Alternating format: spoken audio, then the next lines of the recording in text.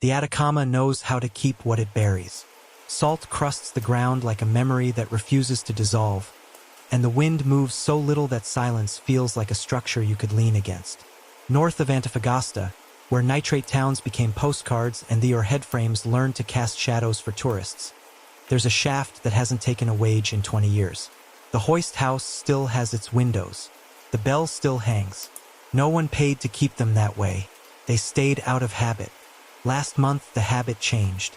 On 3 separate nights, the main cage elevator at the San Gerardo pit rang its own bell, one long, two short, then rose without a hand on the lever. The motor engaged, the drum took up the slack, and the cage came up full. Not with ore, with a body. First a scavenger who lived in the ruins, mouth packed with white grit. Then a tourist who chased light for photographs. Then a contractor hired to weld the gate shut. Each time, the injuries were wrong for a fall, the faces wrong for sleep, the salt wrong for dust. Someone or something was using a dead mind to send the living a message. We don't file ghosts. We file mechanisms and motives. A detective with a miner's patience and a lawyer's fear of slick paperwork will stand in the hoist house with her hands behind her back and listen to bearings that should be seized. She'll read a maintenance log that no one wrote and a PLC ladder diagram that someone without a password still managed to change. She'll watch wind push a dead windsock and ask whether air has authority. And she'll climb down into a shaft that has every reason to keep her. If you've ever waited for a lift and felt it choose you, keep your feet under you. The bell is about to ring. The cage is moving. The desert kept its own clock. Out at San Gerardo, where the headframe's lattice drew a cross on the sky and the hoist house squatted like a chapel without a congregation. Noon felt like midnight and midnight felt like an idea men once believed in. Detective Lucia Serra stepped down from the truck into salt that snapped like old paper under her boots. Wind fretted the edges of the waste pile and then lost its nerve. Beside her, Tomas Rojas flipped shut a clipboard and shaded his eyes at the headframe. "You hear it?" he asked. She heard the bell before she could answer. A single long stroke and 2 quick taps, the kind of pattern children might invent and adults would never forget. The sound came thin through dry air, metal on metal, a voice with its throat full of grit. "It's a pattern, not a spook," Lucia said. "Let's work it like a pattern." They crossed the yard with the caution of people stepping into a narrative already written. Cords of dissolved caliche ran like veins across the pad. The hoist house door stood shut, padlock gleaming with a brass too recent for any ghost story.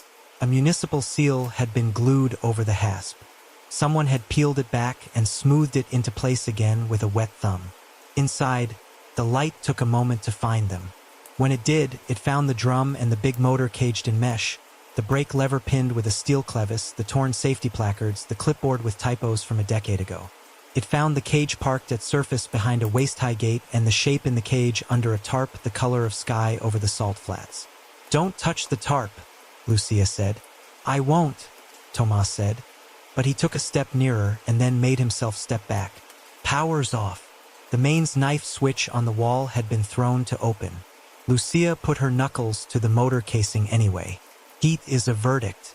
Cold is a promise broken.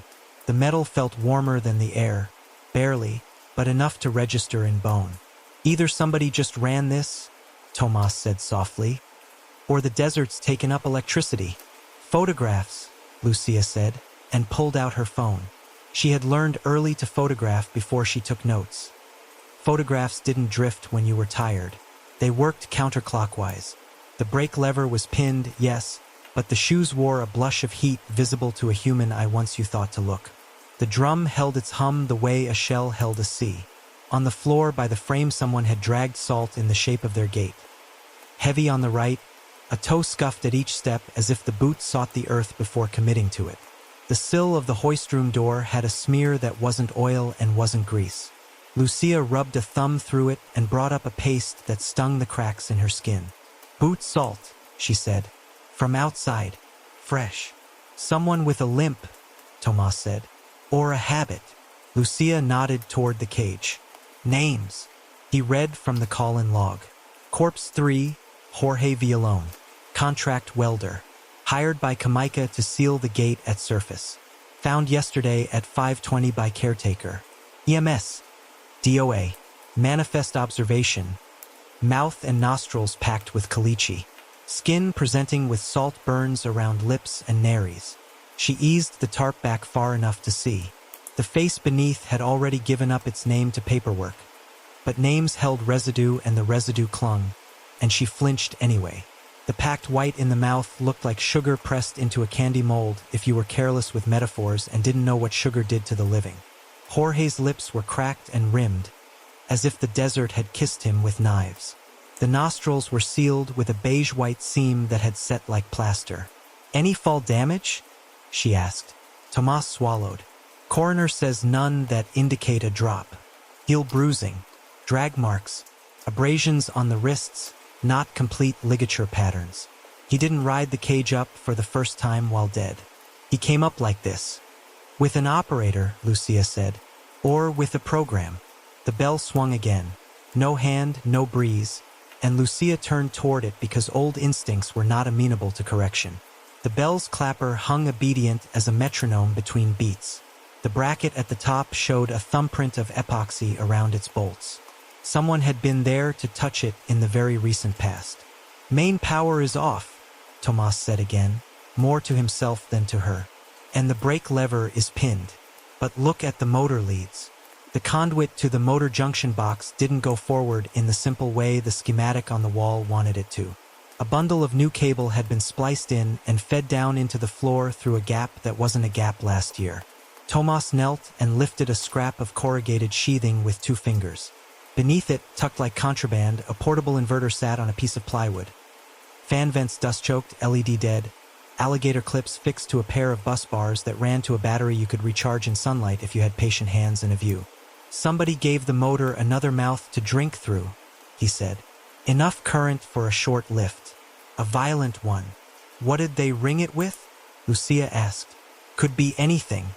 Could be a reed switch under the bell," he said, and then looked at her with the rueful smile of a man caught guessing. "We'll confirm. But the reports say the bell pattern happens before each rise. And the drum turns while the mains are off. So, covert DC into the inverter into the motor. A program set to act on the bell circuit. Someone standing close enough to hear and grin." He said it flatly, without romance. Lucia valued that. Romance ruined most honest murders and made liars out of the remainder. They moved the gate and let the coroner's team take the body out. Under the tarp lay salt flake and grit pressed into the matting at the cage floor. The impression of a heel, a ribbon of blue fiber snagged under a floor grate like a forgotten vein. Lucia took the fiber between her fingertips.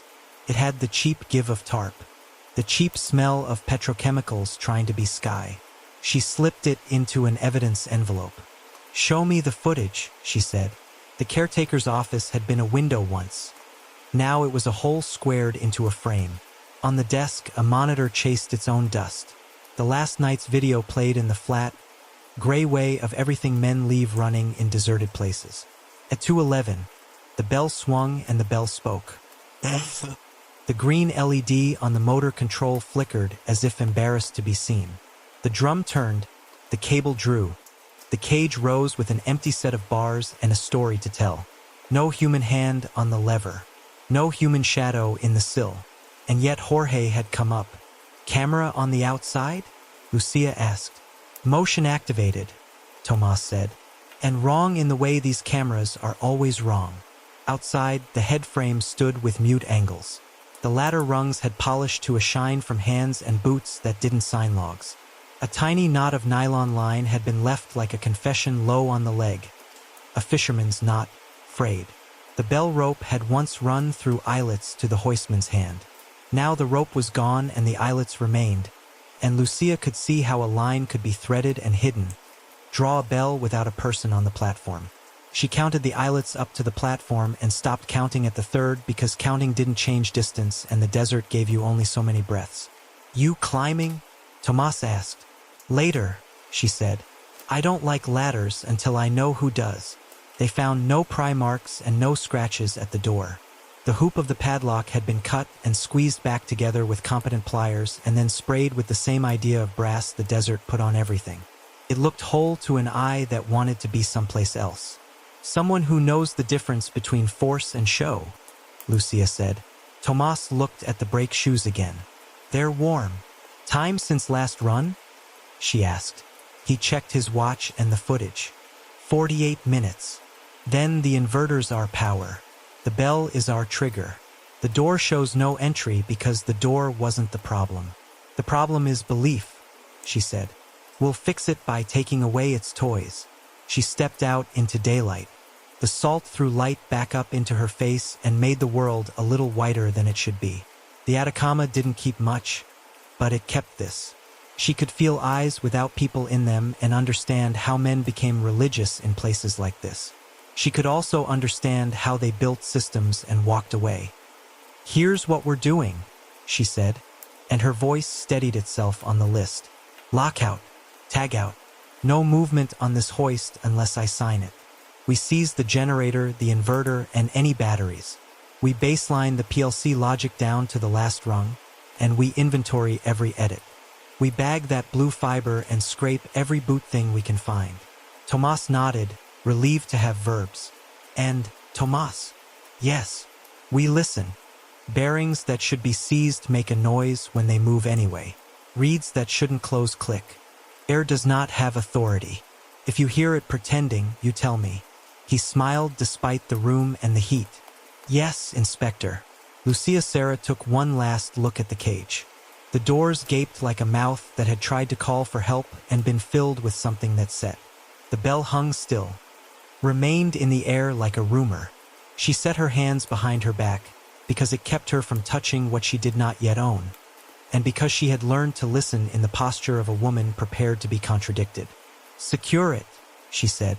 Then we start asking who likes the right boot too much. Outside, the wind failed to move the windsock. Inside, somewhere very small ticked against something very hard, and then stopped. The desert listened back. The desert, as always, held its tongue. By afternoon, the light had sharpened into a blade. Tomas propped the control cabinet open, and the desert tried to step inside with them. The PLC sat there in its gray chassis like a priest who knew every sin by part number. Lucia stood with her notebook closed. You didn't write code with a pen. You wrote it with questions. Power is truly dead on mains, Tomas said, pointing at the switchgear. Our offender piggybacks everything off that inverter, but the brain is still the brain. He slotted in his programming cable and the laptop made its weary handshake. Ladder logic drew itself across the screen. Rungs, coils, contacts, timers, the little glyphs that made machines obedient. The comments were in Spanish from a decade ago, half misspelled, half gone. Then there were new comments in a different tone, in a different hand. Dump everything, Lucia said. He exported the project and compiled a compare report against an archived version he kept from a safety training years back. The differences stacked like flats of or. Some old timers had been replaced with function blocks. A watchdog had been disabled during a test and never re-enabled. And there, near the top where no one should put a trick, sat a new rung flagged with a name that made no engineering sense and every narrative kind. Manual bell acknowledge. Tomas clicked it open. There you are. The rung was simple in the way a snare is simple. A normally open input named read_clapper in series with a time filter that counted into something the PLC could believe. 2 short pulses following along within a 3-second window set a holding coil named ACK_OK. The ACK_OK, in turn, paralleled the real human acknowledge push button the manufacturer required. When ACK_OK was true, the latter let the auto_cycle_surface block energize regardless of the dead man's circuit the manual hoist lever would normally insist on. So if the bell swings with that pattern, Lucia said, the program thinks an operator smiled and said, go ahead. Tomas nodded. And it runs the surface cycle even if the lever is pinned, even if the mains are open. If there's power anywhere and the brake sneaks off, the drum turns. He scrolled to the properties. A timestamp waited in the corner with the bland audacity of bureaucracy. Edited 14 days ago. 02:03:18. ***, the comment on the rung read, ***, field act for hoistman after hours, will remove post-test. ***, no name, Lucia asked. System user, he said, which means someone wrote to the CPU without logging in through my software. Either they had a bad copy of the project and a cable and no ethics, or they didn't use your software, she said. Show me the port. Beneath the PLC faceplate, a plastic cap was missing. The programming port wore a growth the way old dogs grow warts. A thumb-sized PCB in a printed shell, heat-shrunk and crude, with an SMA stub of an antenna. A patch cable ran from it into the CPU socket. Someone had left it plugged in and forgotten to be careful. Tomas held it with 2 fingers and grimaced. Homebrew RF dongle, he said, as if announcing a diagnosis. Looks like 915 megahertz or 868 depending on the module. With this little parasite, you don't need a password. You need proximity. You can shove new logic into memory from the headframe if you've got a matched transceiver. Lucia raised a brow. And if you don't want to come indoors on camera. He set the dongle in an evidence bag as gently as he would have set a lark back in its nest. There's more. Look at the power trend. The HMI, a dusty touch panel with a cracked corner, had a maintenance screen left behind by a vendor who assumed no one would find it. Battery voltage was riding a sawtooth. Sag by night, recover by day. The inverter casing had scuffs and vents clotted with dust the way lungs clot with talk. Lucia followed the cable runs with her eyes as Tomas traced them with a non-contact tester. The wires sneaked out of the cabinet, under a kick plate, and reappeared above the hoist house door. On the roof, panels lay at a low angle like playing cards a dealer had flicked and then walked away from. They hadn't been there long. Their brackets were too clean. A pair of deep-cycle lithium batteries sat in a plywood cradle someone had bolted to a joist and then disguised with scrap. The feed went back to the inverter in a loop that circled the official system, like a confidence man tipping his hat to a policeman and passing him on the sidewalk. Enough energy for short, violent lifts, Tomas said. Not a run of shift, but enough to do theater. Lucia took in the little sustainment ecology.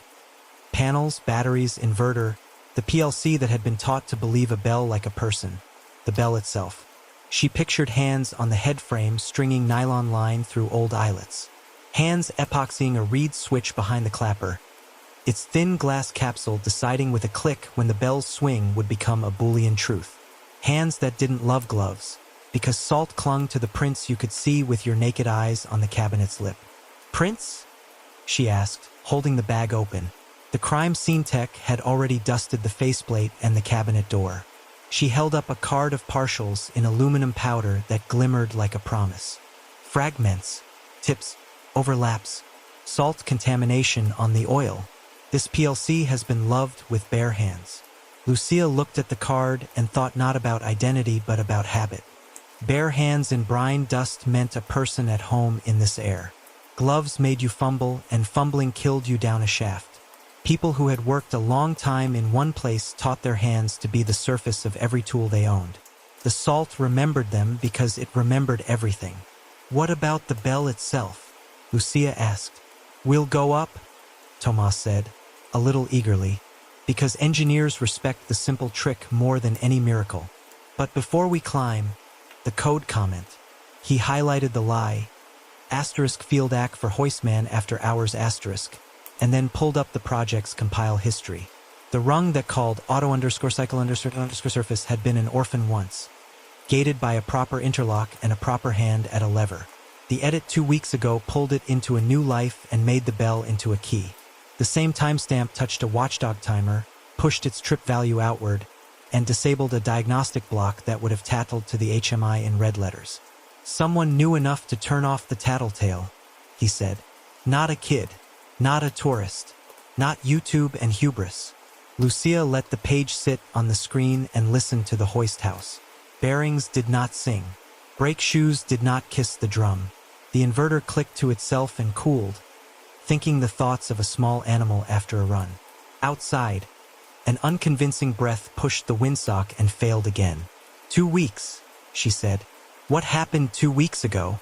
According to the log, Tomas said, flipping through the caretaker's entries. Nothing. According to reality, the rung grew a name and a purpose.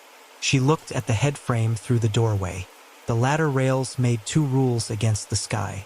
Between them was the work of a person who couldn't stand to let a place go dumb. If this was haunting, it was the kind that used a multimeter. "Trace the RF," she said. He scanned the dongle's module and grunted. "Low RA class."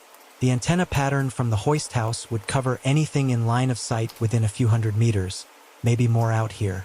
A matched unit on the headframe would do it. Or in the windsock. Anywhere with a view. Anywhere the bell could behave in public, she said. They climbed the headframe before the day slipped into its white evening. The rungs had the polished look of use under dust that wouldn't settle.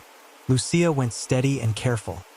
She had known too many men who ran ladders for pride and met physics at speed. At the bell platform, the trick declared itself almost politely. A reed switch epoxied behind the clapper's home arc. Two tiny wires run through the bell yoke into conduit that disappeared into the leg. The clapper wore a faint crescent of caulk where someone had tuned the gap. "Pull the clapper and it closes," Tomas said. He tugged a nylon line tucked under a girder. The bell swung with a little domestic sound. Ting, and the tester in his pocket chirped an agree light. The PLC hears it even if no human does. Pattern recognition timer does the rest. Lucia followed the wires to a windsock mount. The sock itself had frayed to a faded tongue. Inside its throat, taped to a strut and wrapped in painter's plastic, a little radio board blinked a patient LED. They bagged it and left the mount looking like a mouth robbed of a tooth. At ground again, Lucia wiped her palms on her trousers and felt the grit find the seams. The yard lay all angles and glare. The hoist house door waited for their conclusions. "We have a method," she said. "A program that believes a song. Power that doesn't need a switchboard. A bell that can talk without a man in a chair. And a person who stood up there and made it with a right boot that drags and hands that don't like gloves," Tomas added. Lucia pictured the bodies, mouths packed like castings, coming up in a cage that didn't want to move but did anyway because a machine doesn't argue when you lie to it in its own grammar. She thought of the comment line, "Asterisk will remove post-test asterisk," and the fact that liars rarely clean up after clarity returns.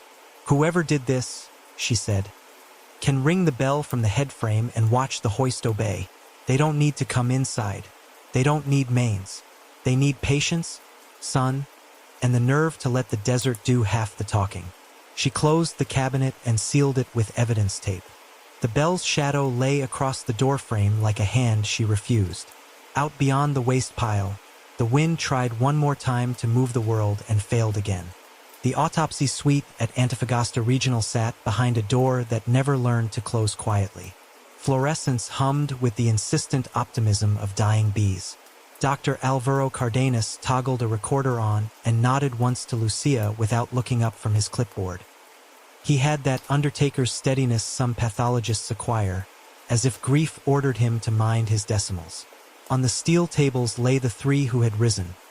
The scavenger from the ruins, the tourist with the expensive camera, the welder contracted to seal the gate. They did not look like a sequence until Cardenas spoke. "Cause of death in all three," he said, "is asphyxia, not manual strangulation, not thoracic compression. Asphyxia by occlusion. Their upper airways are filled with a calcareous saline matrix, caliche, packed into oral and nasal cavities and tamped until it behaved like a plug." He slid a tray closer, and there it was, what the desert made when you added brine to fines and waited. Not a fall, Inspector. Not a faint. These men died because they were made to breathe salt. Lucia watched him lift a section of trachea from the first victim and lay it open like a chapter. The inner lining showed microabrasions, a constellation of scratches where something granular had scuffed its way along tender tissue. "They fought," she said. "For air, yes." Cardenas moved to the second. "You'll also note abrasions on the inner cheeks. The pattern you'd expect if a person tried to excavate the mouth with their tongue or scrape it clear with their own molars. And here, under the nails." He held up a hand-bagged postmortem, magnifier in place. "Salt lines, not incidental dust. This is impacted, layered, as if the victims clawed at their own mouths, scooping. The fingers tore the crust, drove grit under the nails, made channels in the plug. They did not succeed. Tomas stood back with the grayness of a practical man confronted with something impractical. Could a person do this to themselves? Panic, delusion. No, Cardenas said gently, and then amended. Not to completion. You might press slurry in to stop a nosebleed if you were a fool. You would gag long before you achieved these densities. And you cannot pack your own nares and mouth this completely while your larynx reflexes are intact. Someone tamped it in. Deliberate. With a tool. He showed them a smear on the plug face. A concavity with a metal's thumbprint. A spoon is possible. The marks suggest a shallow, smooth edge. Something pressed and twisted to set the surface. Lucia let the image lodge without owning it. Bruising. Here. He pointed to the heels. Deep contusions at the calcaneus on all three symmetric. You get that when you're dragged over a coarse surface with your weight behind you. In this case, a grid or grate. I would look for expanded metal decking. He gestured to wrists. Abrasions bilaterally. Not full ligature furrows, but scuffing short-duration restraints, perhaps fabric or soft cord. Enough to keep the arms quiet while the packing happened. He looked up. No fractures of the long bones, no cervical breaks, no axial trauma consistent with a shaft fall. If these bodies fell, they did it in imagination. The tourist lay with the lensman's tan still clinging to him where the sun had loved him more than the desert did. Lucia thought of a camera bag, a tripod left leaning. Toxicology? She asked. Salt, dust, and the usual Atacama silicates. No sedatives in preliminary. No ethanol above trace. No cyanide. They were awake enough to know what was happening. He said it without drama. The fluorescent light clicked once and kept buzzing. She let him record his dictation and moved to the small evidence cart. Each victim had a paper envelope labeled with a time and a place, each with the same shorthand. Nostrils, mouth, sublingual, nail beds, nasal septum. Inside, the desert collected and made portable. She tipped a pinch of the tourist's sample into a petri and saw 3 tiny threads the color of faded sky lodge against the rim of the dish. Fibers, she said. Blue, Tomas murmured. Like the thing you found on the cage grate. Cardenas fished a lint roller from a drawer and passed it lightly over the dead man's hairline. On the tape, under the glare, lay a scattering of the same threads. Synthetic, flattened cross-section, likely tarp, conveyor cover, or cheap poncho. I can have fibers identify. They're everywhere in his nostrils and hair. Less on the welder, more on the scavenger. Your killer's workshop had something blue that frayed. And the welder's scalp? Lucia asked, remembering the white, the sealed lines, the way his mouth looked like a casting mold. We extracted a foreign body from the parietal region, Cardenas said. He flipped another page with a precise thumbnail. 1 grain of oxidized copper embedded superficially in the scalp. No blunt force trauma around it. Think of it as a splinter. Oxidized the way copper does when it sits in air in a dry place, then gets picked up by a surface and pushed into skin. Find me copper fines in your shaft, Inspector, and I'll show you which level your dead men kissed before they rose. Tomas's eyes had already moved inward to a map he kept. San Gerardo's levels, the old or bins in the lower stopes where copper was processed before men hauled it up to chemistry. Old bins on level 2 and the sublevel, he said. There's still oxidized scrap caught in grizzlies down there. Greened over, brown outside. If you dragged a head along a flange or a rail, the copper says they weren't prepared at surface, Lucia finished. They were staged below, packed below. Cardenas nodded. There's also the smell. He said it apologetically, as if the subjective required a permit. You don't need a GCMS to know brine when it has been reheated by hands. The plugs carry halite, calcium, nitrates. Someone made a slurry of fines and brine. Mine water would do, and stirred until the behavior was right. Then packed it, tamped it until hard edges broke and the surface went smooth. Then, he flicked his pen at the toes of the scavenger. Dragged them to a place where the floor impressed the heels. Expanded metal would give you this bruising pattern and these abrasions. Lucia wrote 2 words and underlined them. Dragged. Packed. Asterisk asterisk time to death after packing? Fast. Seconds if you're thorough, minutes if you aren't. He put the tourist's hand back where it had been. They would have known they were being erased. The room held still. In the hiss and thrum, Lucia heard the hoist bell as a memory, not a thing. Someone, man, habit, something broken into usefulness, wanted the desert to look like a verdict. She imagined the spoon Cardenas proposed, dull steel in a hand already burned pale by salt, the fingers on the cheeks, pushing, smoothing, the off-limits tenderness of murderers when they make a story and call it a warning. Doctor, she said, were the wrists tied? Not for long. The pattern isn't circumferential. It's flirtation, a braided skin with no crushed fibers. A rope touched them. Let go. Maybe the killer wanted hands quiet only for the packing. After that, movement made the theater look like struggle. Your heel bruises say, final journey by pull. Lucia turned to the gross photos again and indexed those heel marks. Marks that would repeat wherever a floor supported a body with a mesh. The cage floor had such a mesh. The catwalks at level 2 had such a mesh. The urban walkway did too. She looked at the blue threads, at the copper fleck, at the salt that wasn't dust but act. The welder's wrists, she asked. Any metal particulate in the abrasions? He'd have been working with grinders, rods. Minimal, Cardenas said. Nothing like a shop cuff. The welder came here to close a door. He never lit up.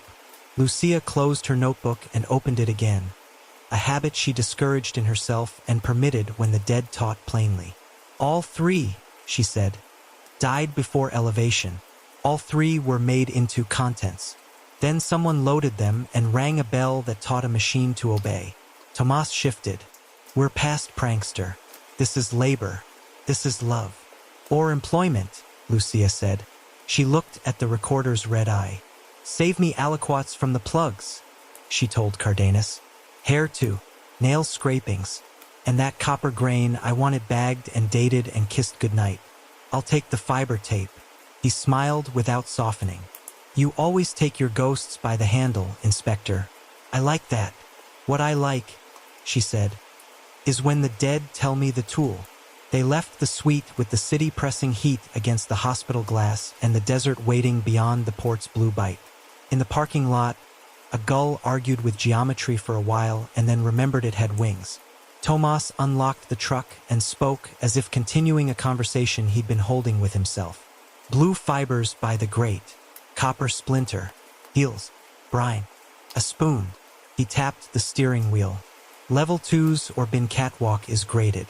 The conveyor shed by the head frame still has old blue tarp in a roll. If you were alone, you'd lay tarp to keep your scene tidy. You'd stage with buckets. You'd need a way to hold the cage at the right height. J-hook under the rail, Lucia said. A welded stop.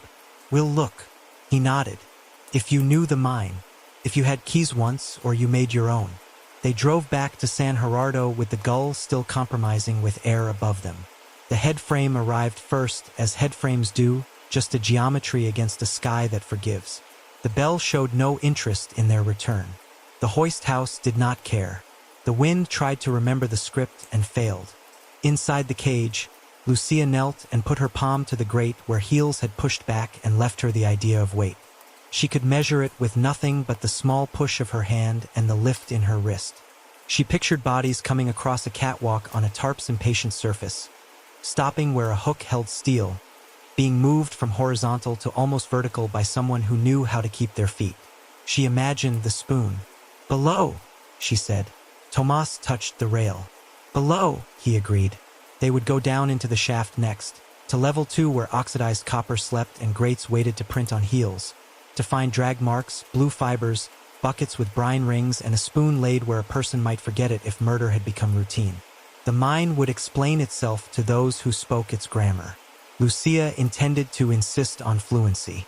Ownership in the Atacama was a verb men spoke in the past tense. Paper said Jamaica Atacama had title to San Gerardo. Wind said the ruin belonged to anyone with lungs dried enough to breathe it. Lucia began with paper. At the regional registry, a clerk slid over the corporate file wrapped in twine as if documents could leak. Jamaica Atacama held San Gerardo through a dormant subsidiary, an entity incorporated for tax efficiency and neglect. The last genuine maintenance entry dated back 3 fiscal years. Defer non-critical works. Engage caretaker. Caretaker. Alvaro Penalillo, ex-miner, 58. Payroll number still visible through the whiteout. He had signed for keys, signed for padlocks, signed for the right to be underpaid to keep trespassers from winning the argument. Insurance riders named vandalism a risk and trespasser harm an exclusion. If a place could learn to be a lawsuit, San Gerardo had a diploma. They found Penalillo in a prefab office that sulked behind the headframe. He wore a cap with a shade of blue that had been saturated once, the same blue tarp the mine coughed up everywhere, and his right boot dragged just enough when he rose to greet them that Lucia recognized the gate before she had his hand. He didn't offer his hand. He offered a permit pinned to his shirt by a safety pin. "Chief?" he said, not sarcastic and not thrilled. "Inspector Serra," Lucia said, showing her badge. She nodded to Tomas. "Engineer Rojas, we need to talk about your padlocks, your keys, and your bell." "I told the office everything," he said, and looked past them the way men looked past authority at an old horizon they'd memorized. "I padlocked the hoist last year. People come. Kids, photographers, witches. They think the mine is a church. I told them it's a mouth." "You padlocked the hoist," Lucia said. "What did you use to cut the lock when you needed to open it again?" He blinked. "I didn't." She set a plastic tray on the desk with the padlock they had taken. Brass-colored, the hoop massaged back into a circle, the cut bright metal still blushing. Someone did. Someone who knows how to make a cut look like a hinge. "How many keys do you have, Senor Penalillo?" "2. One here." "One?" He gestured vaguely toward the mine. "Sometimes I leave it with the pump house. I'm alone. I don't like pockets when I crawl." Lucia thought about bare hands and salt and the way habits replace policies when only one man stood between a company and a desert that didn't care. "Who else is on your mountain?" she asked. He named them with the grudging respect scavengers earned by refusing to die. Rosario Chola Mejia came for scrap and stayed because scrap stayed with her. Victor Duran took photographs of light falling obedient onto broken machinery and sold them to magazines that loved post-industrial pity. Mateo Cardenas, no relation to the pathologist, had been union once and now held court over a tin brazier, telling stories about wages the mine still owed him in songs. "They don't go into the hoist house unless I sleep too much," Penalillo said. He tried to meet Lucia's eyes and couldn't find them. "I don't sleep too much." NGO pamphlets had made it as far as the desk. Desierto Vivo. Graphics of skulls and barrels, a logo that knew how to be shared. Their spokesperson, Inés Fuentes, had a face that made cameras pretend not to exploit her, and words that turned negligence into something like poetry. Lucia dialed the number on the flyer and found a voice that had been organizing itself for years. "Inspector," Inés said, "we've asked for a proper closure plan since before Jamaica learned to spell it. Your caretaker keeps his lock shiny while volunteers go missing." "2 missing volunteers," Lucia said. "From April." She stared at the headframe through the prefab's plastic window. "Why didn't you file?" "We did," Inés said. "With you. With the other you, the one that sits on reports.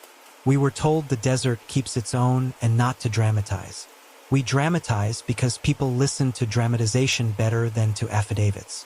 Your mind dramatizes better than both. It ate Diego and Marina.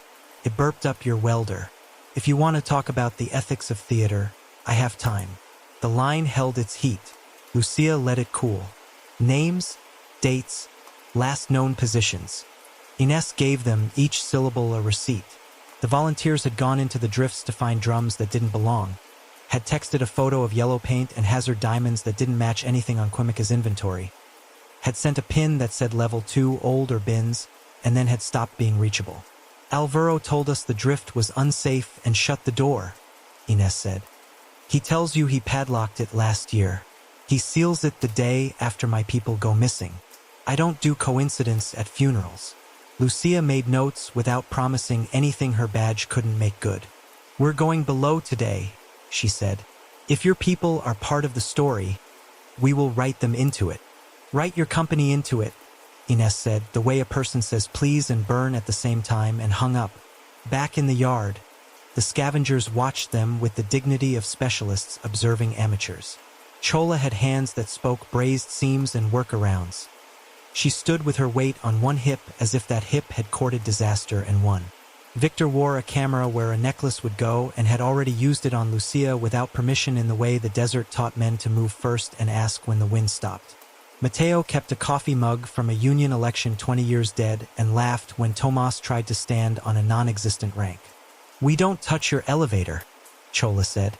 You touch it enough for all of us. We touch what tries to kill us, Mateo corrected. The bell rings. We go away. Then we come back because it is our land and because leaving is not a job. He slurped. You will find a man with chimney hands, Inspector. He gives off soot even in the wind. He limps like he's fighting his own shoe. Who told you about his hands? Lucia asked. He gestured toward the headframe's ladder, toward the ambient vocabulary of gossip.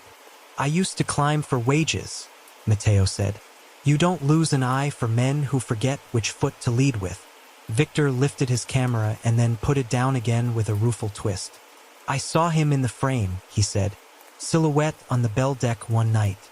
He thinks he is a saint ringing an alarm. You know how saints are. They want to be carved. I have him on 200 millimeters, but he's a shadow who hates my light. The bell says, he made the pattern with his knuckles. I left. I am not a hero. Lucia asked for times and got them. She asked for places and received hand-drawn maps that put sanctity where the Union Hall used to be and put shortcuts where property lines called them trespass. Chola tugged a cigarette from a pocket, looked at the windsock that pretended not to exist, and didn't light it. Alvaro's good at locking doors after people go through them, she said. He loves keys more than wages. Keys are what lonely men have, Mateo said. He pads the bell with his hours. It was not yet evening when Lucia followed the padlock story to the maintenance shed. Inside, in the sort of order a single man keeps when he answers to no one and to everything, were rolls of conveyor tarp, blue, scuffed, fraying at the edges like a cheap ocean. Buckets leaned with a lazy intelligence that said they had known brine.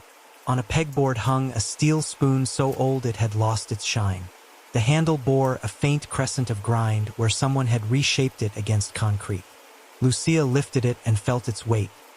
Too light to crowbar, heavy enough to push a story into a mouth. Alvaro, she said, stepping back into the doorway where he pretended not to stand. When did you last come into this shed? Every day, he said. I keep order. Your lantern, she said, pointing to a battery lantern with the name Alvaro scratched into its base. Where is its twin? He thought, frowned, and lied small. Lost. Kids. Kids with a welder's spoon, she said evenly. Kids who sign your name under their light. His jaw worked and failed to pull the sentence taut. You think I think you work here, she said, which means you know who else does. Who else worked here before you? Who would hate a camera and love a bell? Who would guard a place by turning it into a message board for the dead? He said nothing because anything he said could be circled back to him by the path the salt took to the corners of his eyes. His right boot found the ground the way it always did, testing, and then committed to a step that never felt honest even when it was. Out beyond the hoist house, a hiss of wind moved a boundary marker and then apologized for having tried. Paper said Jamaica owned San Gerardo. People said otherwise. The bell offered a third answer. Whoever could make a machine hear a story owned it long enough to get away with something. Lucia stood in the doorway of a shed that smelled like minerals giving up and assigned responsibilities like a priest assigning penances. Company, she said, to the antenna and the panels and the inverter. We will be visiting your office. To the caretaker, Alvaro will need your keys and the places you don't keep them. To the scavengers, if you see the man with soot scars and a right foot that won't be bossed, you tell me where he stands when the bell rings. Mateo clinked his mug in the air like a toast to inevitability. You will find him where the mind still breathes, he said. He is a lung in a man's shape. Paper had given Lucia a company to fine. The yard had given her a caretaker to question. The fringe had given her witnesses who spoke in angles. At sunset, with padlocks bagged and a spoon in evidence, she marked level 2 on her map. Ownership could argue in offices. Truth would be waiting below, where oxidized copper slept and a catwalk's great remembered heels that had been dragged. Late afternoon etched the head frame into something surgical. Shadows thinned to lines. The lattice turned into a drawing a child might make of a mountain if the child had a ruler and a grudge. Lucia stood at the base with a coil of nylon in one hand and the memory of a bell pattern taut across the back of her skull. Tomas checked his harness the way believers check phylacteries and clipped her in before he clipped himself. 3 points at all times, he said. I'm fond of 2 if the third is an idea, she said, but she let the carabiner bite. They went up into light that pretended to be air. The ladder rungs were warm through her gloves, the steel humming with stored day. The mine spread around them like a clock whose numbers had blown away. Torn conveyors, the corrugated roofs of sheds, the hoist house squatting with its secrets inside it. Wind made thinking sounds against the truss and then thought better. At the first landing she saw it. A thin nylon fishing line so clear against the sky you had to catch it sideways to see it. It threaded into an old rope eyelet with the shy defiance of contraband, then ran down the leg to disappear in scrub. Lucia pinched it between thumb and forefinger. The line sang gently when she tugged it, no weight, all intention. Whoever strung this knew the bell rope path by heart, Tomas said, crouching. Original eyelets, original rhythm. You can stand at ground and, with a tug, get the clapper to speak. Or get the reed to close, Lucia said. 2 more flights up found the bell's platform. A square of welded grating and a century's worth of dust. The bell itself hung in patient metal, bronze dulled to a votive. The clapper rested shy of the side, and behind its arc someone had epoxied a reed switch. It lay snugged into a crevice with adhesive like amber around it. 2 hair-thin wires disappearing into conduit someone had zip-tied to look like legacy. The clapper's stop wore a crescent of caulk, as if tuned by ear until the contact behaved. Tomas pulled a pocket tester and held it near the reed. Closed on proximity, he murmured, moving the clapper by 2 fingers. The tester whispered its assent. Now watch this. Pattern recognition was all in the PLC. You give it long, short in 3 seconds, and the rung we saw, goes happy. He tugged the nylon line lightly. The bell said ting more in the bone than the ear. Lucia felt it rather than heard it. In this air, metal noises knew how to travel as ideas first. She imagined that reed inside its glass body making a private decision. The desert listened like a jury. She traced the conduit into the leg. A little breakout box, painted to match rust, ran into a larger conduit that led, with a faithful logic, down along the frame to the hoist house wall. We'll find the junction inside where they stole a rung, she said. Wait, Tomas said softly. He crouched by the railing. Here, on the paint, where dust thinned from old hands, a boot print had left itself in a longer way than prints usually manage on steel. Right toe dragging, the groove of it arcing where the foot failed to lift clean. It was like seeing someone's gait write a note to you. Lucia put her own boot toe to the mark and felt her foot protest in the wrong place in imitation. The print refused to be hers. Same gait as the sill, she said. The right boot's heavy, or the foot forgets it weighs anything. They checked the windsock mount because you never check it enough when wind is made into a character. The sock flapped with a sound like cheap prayer. Inside the mouth, taped with practiced hands to a strut where only curiosity would ever look, sat a compact radio board with a stubby antenna and a pair of leads run under tape. Lower-class telemetry. Long range at low power, the kind of thing a hobbyist uses to talk to a weather station and a saboteur uses to talk to a PLC that believes bells. Tomas worked it out of the tape and placed it in an evidence bag with theatrical tenderness. This one speaks the same dialect as the dongle we found on the PLC. You could stand anywhere with line of sight, hear the dump edge, the hill behind the caretaker's trailer, and persuade the logic to listen. Lucia looked down into the hoist yard. Alvaro Penalillo had become very interested in a spade that did not need him. Chola watched them with her chin up. Victor raised his camera and reconsidered, lowering it like a man who remembered a vow. The light had shifted into the blank hour before sunset when the desert sighs all its heat out and pretends a sky exists. "Cut the line," Lucia said. Tomas unclipped a knife and severed the nylon. The bell responded with a petulant tiny rock. The reed remained uninterested. They took photographs from too many angles and then descended, each rung a settled argument. At ground, Lucia followed the nylon's tail into scrub, where someone had staked it around a small pulley and set a clean pull path to the lee of the headframe. You could stand in the shadow there and ring, without anyone by the office window seeing your hands move, without needing to breathe the hoist house air. No miracles, just route. Back inside, the PLC sulked behind evidence tape. They set a sniffer on the programming port and saw the radio board wake in their bag and try to chirp to a friend who didn't answer. Tomas grinned despite himself. "He'll try again in 30 seconds, he said. "Low-duty cycle. Polite malware." "Let's be impolite," Lucia said, and toggled a jammer sweep on a handheld the techs had brought. The radio's LED blinked into frustration and went dark. They killed the inverter's input with a lockout bar and chained its case to a joist like a misbehaving dog. The battery bank on the roof came down under 4 hands. The solar panels got tarped in the blue that seemed to own everything here.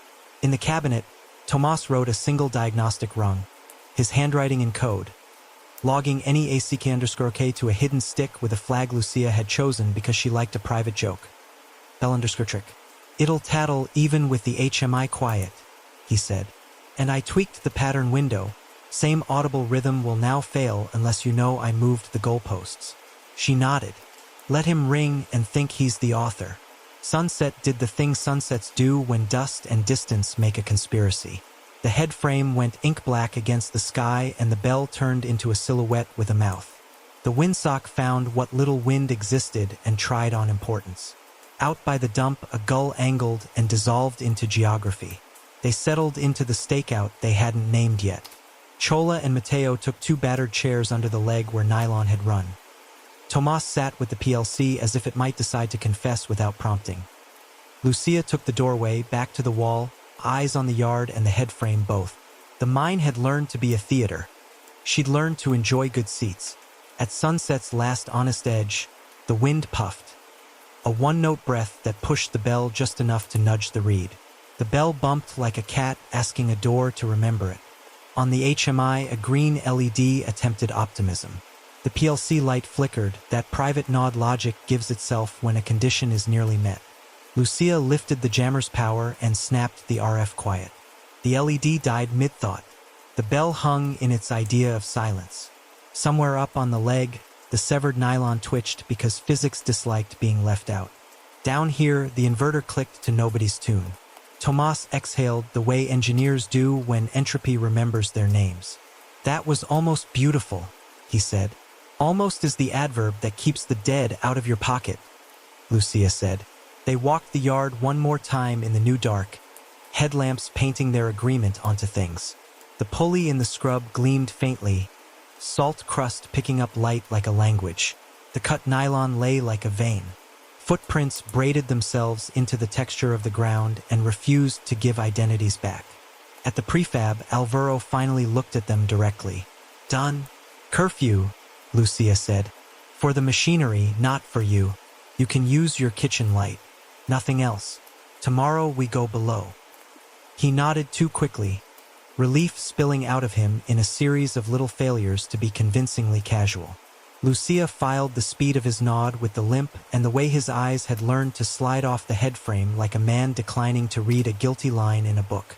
They closed the hoist house and sealed it again, this time with tape that took its metaphors from crime instead of from municipal budget allocations. The bell owned the sky for a few minutes and then lost it to stars. The mine's breath came thin and mineral when the heat let go. They had turned a haunting back into a mechanism. Nylon line to bell, reed switch to logic, LoRa to code, inverter to muscle. The desert had agreed to keep its silence if asked correctly. Tomorrow, silence would be replaced by lower air, by graded catwalks, by level 2 and whatever a person with a dragging right boot had made there with tarp, buckets, and a spoon. They opened the cage like a throat and stepped into its breath. Metal remembered every hand that had steadied itself on these bars. Lucia clipped to the safety line, checked Tomas's descender, and signaled up to the surface tech. The drum answered with a low, dutiful growl. The cage leaned on its guides and let gravity introduce them to what men had left behind. Past the first darkness, there was a second kind, older, granular, made of spaces between salt crystals and of air that had learned not to move. The guide shoes squeaked their apology at intervals the way mice apologize for being mice. Lucia put her palm to the mesh floor and felt the vibration of a machine unwilling to pretend to be haunted. "Level 2, Tomas said into the radio, voice compressed to tin. "Slow on approach." The world outside the bars stopped falling and began to organize. The Level 2 landing yawned out, a rectangle of black bordered by old yellow paint that still pretended to mean caution. The cage kissed the sill with a metallic tenderness learned from repeated, boring labor. Lucia swung the gate and stepped into the drift. Her headlamp stretched the tunnel farther than the tunnel cared to go. The catwalk toward the Orbin's branched right, grated decking shimmering with her beam like a net about to be lifted. The air smelled of old brine and long-dead electricity. Along the graded path, the lamp found what the autopsies had promised. Drag marks. A twin-groove signature where heels had wanted to be feet again and had not been allowed. On either side of the grooves, scuffs from a tarp's impatient friction dulled the grid. Blue fibers clung to the coarse galvanizing like algae to rock. "Hold," Lucia said softly, though the only thing near enough to hear was Tomas and the mine. She squatted, tweezers in gloved fingers, and lifted a thread that fretted itself apart as if ashamed of having survived. Into an envelope. Sky color, cheap plastic, a shape flattened by heat the way a bad Monday flattens a man. Tomas swept his lamp farther down the way. "Great is expanded metal," he said, voice recovering its comfort in the technical. 3-inch diamonds. If you dragged a body feet first, the heels would work against the grid and bruise exactly where Cardenas showed us. They followed the grooves to their beginning. In a side chamber off the catwalk, half room, half apology, someone had built a place where purpose could sit down. A tarp lay stretched over the floor, edges weighted with bolts and rocks. 2 buckets stood like blunt instruments beside it, each ringed inside with a pale crust at a waterline. One still held a finger's depth of brine that had bullied dust into a skin. A steel spoon lay on a rag, handle ground thin by years of other work and lately repurposed to press the desert into mouths. Lucia crouched until her knees informed her she would pay for it tonight. She didn't touch the spoon. She photographed it the way you photograph a relative you don't like but must include in an album. Each angle, each scratch, the crescent on the handle where a grinder had made it less decorative and more complicit. "This is where he mixed," she said. "This is where he spoke for the mine."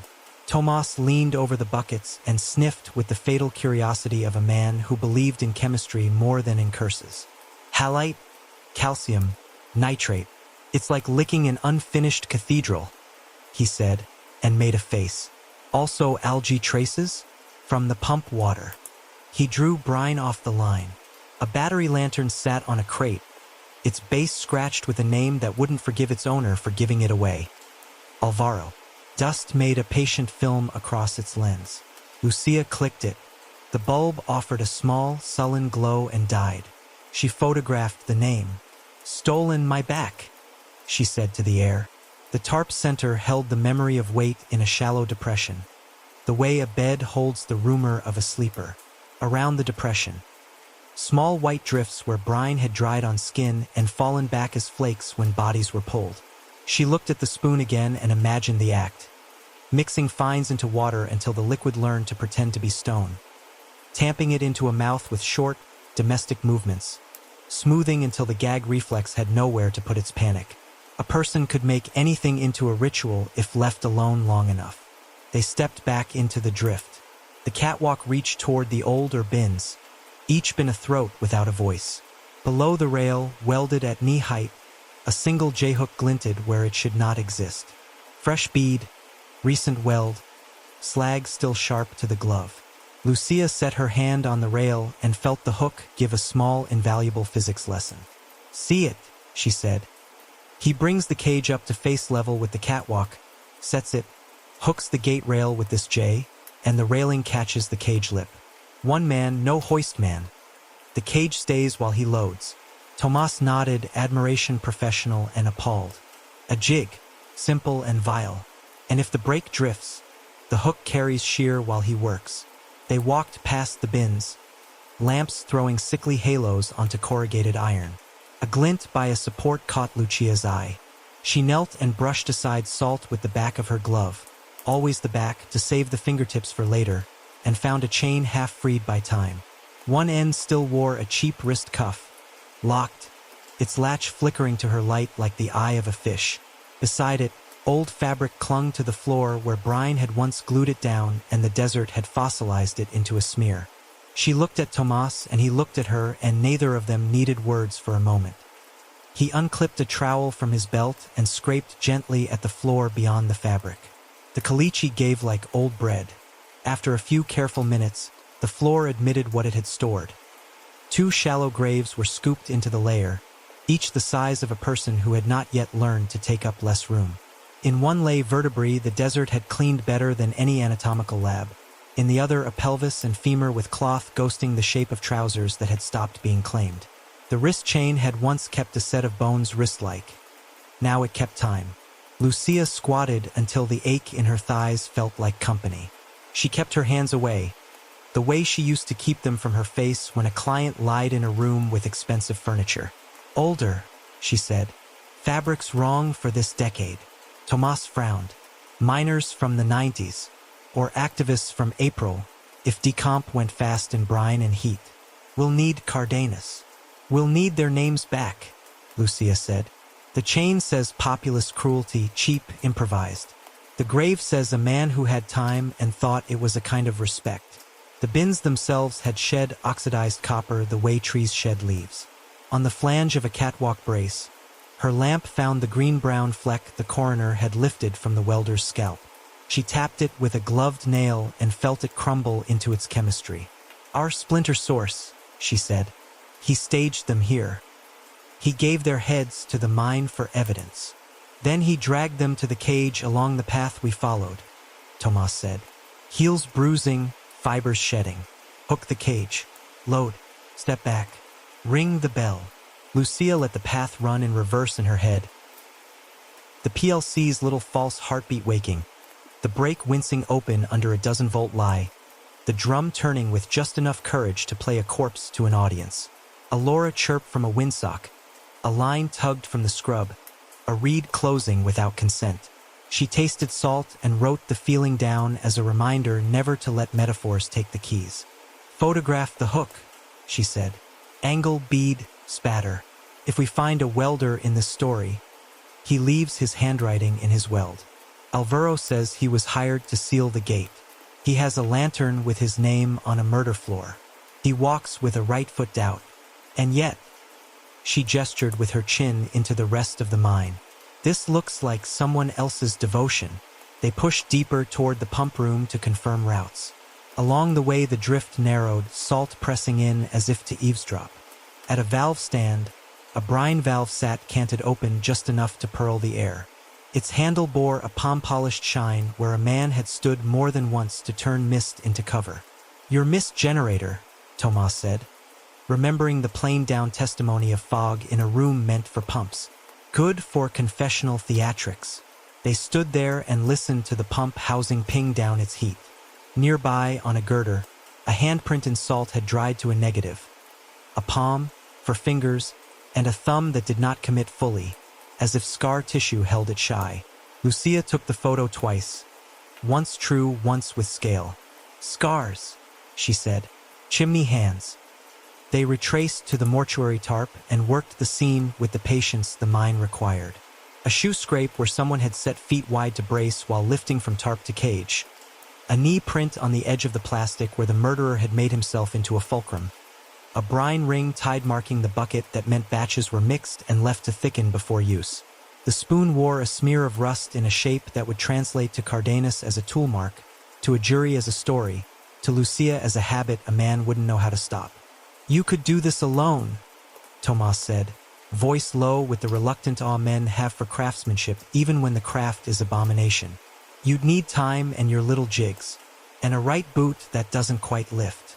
And solitude, Lucia said, which the company's budget kindly supplies. On the way back to the cage, her lamp found a scuffed lantern battery wedged behind a stanchion. Its contacts taped, its straps salted hard. She bagged it. The tape left a fingerprint in adhesive, a whirl interrupted by pits like small burns. She did not cheer. She allowed herself the private warmth that comes when the world nudges and says you are permitted to continue. They brought the cage up. The guides sang their old song. Light widened until the shaft relented and became space again. At surface, the windsock had finally convinced itself it was a flag. The desert pretended at afternoon, though the sun had gone somewhere else. Chola and Mateo waited with faces that had learned to expect nothing and be right. Alvaro stood farther back, in the posture of a man about to deny he had ever been near a spoon that knew his name. Lucia stepped out of the cage and let the mind's breath leave her lungs on its own schedule. She handed the evidence down, one bag at a time, to hands that made sure tapes didn't peel, labels didn't smear, stories didn't hop containers. Find anything? Mateo asked softly, not to damage the shape of the air. Enough to keep going, Lucia said. Enough to stop the bell from being a ghost. Alvaro's eyes snagged on the bag with the lantern base and then studiously let go. His right toe traced the earth the way a pen tests its ink. The windsock flapped like a mouth that told you it couldn't talk. Lucia looked up at the head frame and saw the hook in her mind, holding the cage like a bad idea that had found a lever. She saw the graves below, shallow and practiced. She saw the spoon. She wrote 3 names in her notebook and left space after each. Below, the mine had laid out its jigs with the honesty of a workshop. Drag path, tarp, brine buckets, spoon, J-hook, graves, and the lantern with Alvaro cut into it like a confession scratched mid-shift. Whoever worked there knew the levels the way a hand knows its scar, and worked alone, confident that a bell and a program could do the heavy lifting of theater. Tomorrow night, Lucia would make the hoist sing on her terms and invite its author to keep his appointment. By full dark, the mine had pulled the color out of everything but the warning tape. Stars came on like pinholes in a blackout curtain. The head frame became a drawing again, inked, patient, taller than the courage of most men who had business under it. Lucia set the pieces of the trap with the calm of a woman arranging cutlery before a meal that might be interrupted by a fire alarm. Inside the hoist house, Tomas reopened the cabinet and pushed his glasses up the bridge of his nose. "We're going to let him think the system still believes in bells," he said, thumbs skating over the touch panel. "Do it and don't narrate," Lucia answered, not unkindly. He re-enabled auto, restored the pattern window to the exact long-short-short cadence, and then slid in the thin USB stick they'd nicknamed the confessional. On a hidden rung he'd written earlier, **bell_trick***. He added a timestamp logger that wrote to the stick regardless of what the HMI said, and a second tripwire. Any automatic cycle would generate a ghost fault that neither the event list nor the screen would display. But the CPU would store it all the same, a diary page the saboteur couldn't see but would sign. "Jammer armed?" Tomas asked. Lucia clipped the handheld to her belt. "RF is off unless I lift this cap. When I do, the windsock becomes deaf and the PLC stops being social." She signed the new configuration with tape and initials the maintenance supervisor could read later in court, then stepped into the yard. Chola and Mateo took their posts under the headframe at the place where nylon had once run. They had thermoses and the composure of people who keep vigil for a living. Victor sat with his camera on his knees and a blank frame dialed in. He had promised, grudgingly, to shoot only if Lucia told him to. "Call if you see anyone climb," Lucia said. "We don't climb anymore," Mateo answered. "That is their hobby." Lucia left Alvaro where she could see him. For once he agreed to sit on the stoop of the prefab with his hands visible and a pot of coffee cooling to a syrup. His right toe worried at the dust, then remembered itself and stilled. She took position at level 2, in the drift just beyond the landing where the catwalk to the ore bins began. Her headlamp was off. The red LED on her radio breathed its small heartbeat against her vest. She chalked the deck where the drag marks had faded, so the faintest new scuff would show up as a subtraction. 10 meters ahead, the J-hook glinted in her memory more than her eye. She crouched to the side of the catwalk, tucked behind a pipe stand where shadow doubled itself and waited. Up top, Tomas radioed in a tone that kept excitement away by calling it duty. PLC is logging. Motors are locked out except for our inverter path. If he forces the brake, we'll see temperature, we'll smell it, we'll hear it. Stationing in the hoist house. Lucia let the steadiness of his competence sink into the place where fear usually found chairs. The desert's cold came on quiet, the kind that starts at the wrist bones and writes uphill. She counted breaths until counting bored her and then let the mind's small noises sort themselves. The tick of cooling steel, the intermittent whisper where the brine valve never quite closed had taught air to make a skin. At 01:37 a fox, really a desert dog with better PR, threaded the far end of the drift, paused to learn Lucia's scent, decided she was furniture, and went about its shift. At 01:59, a tremor that might have been wind or might have been the mind remembering gravity shivered through the mesh. Lucia set her palm on the grate. Nothing alive moved on it.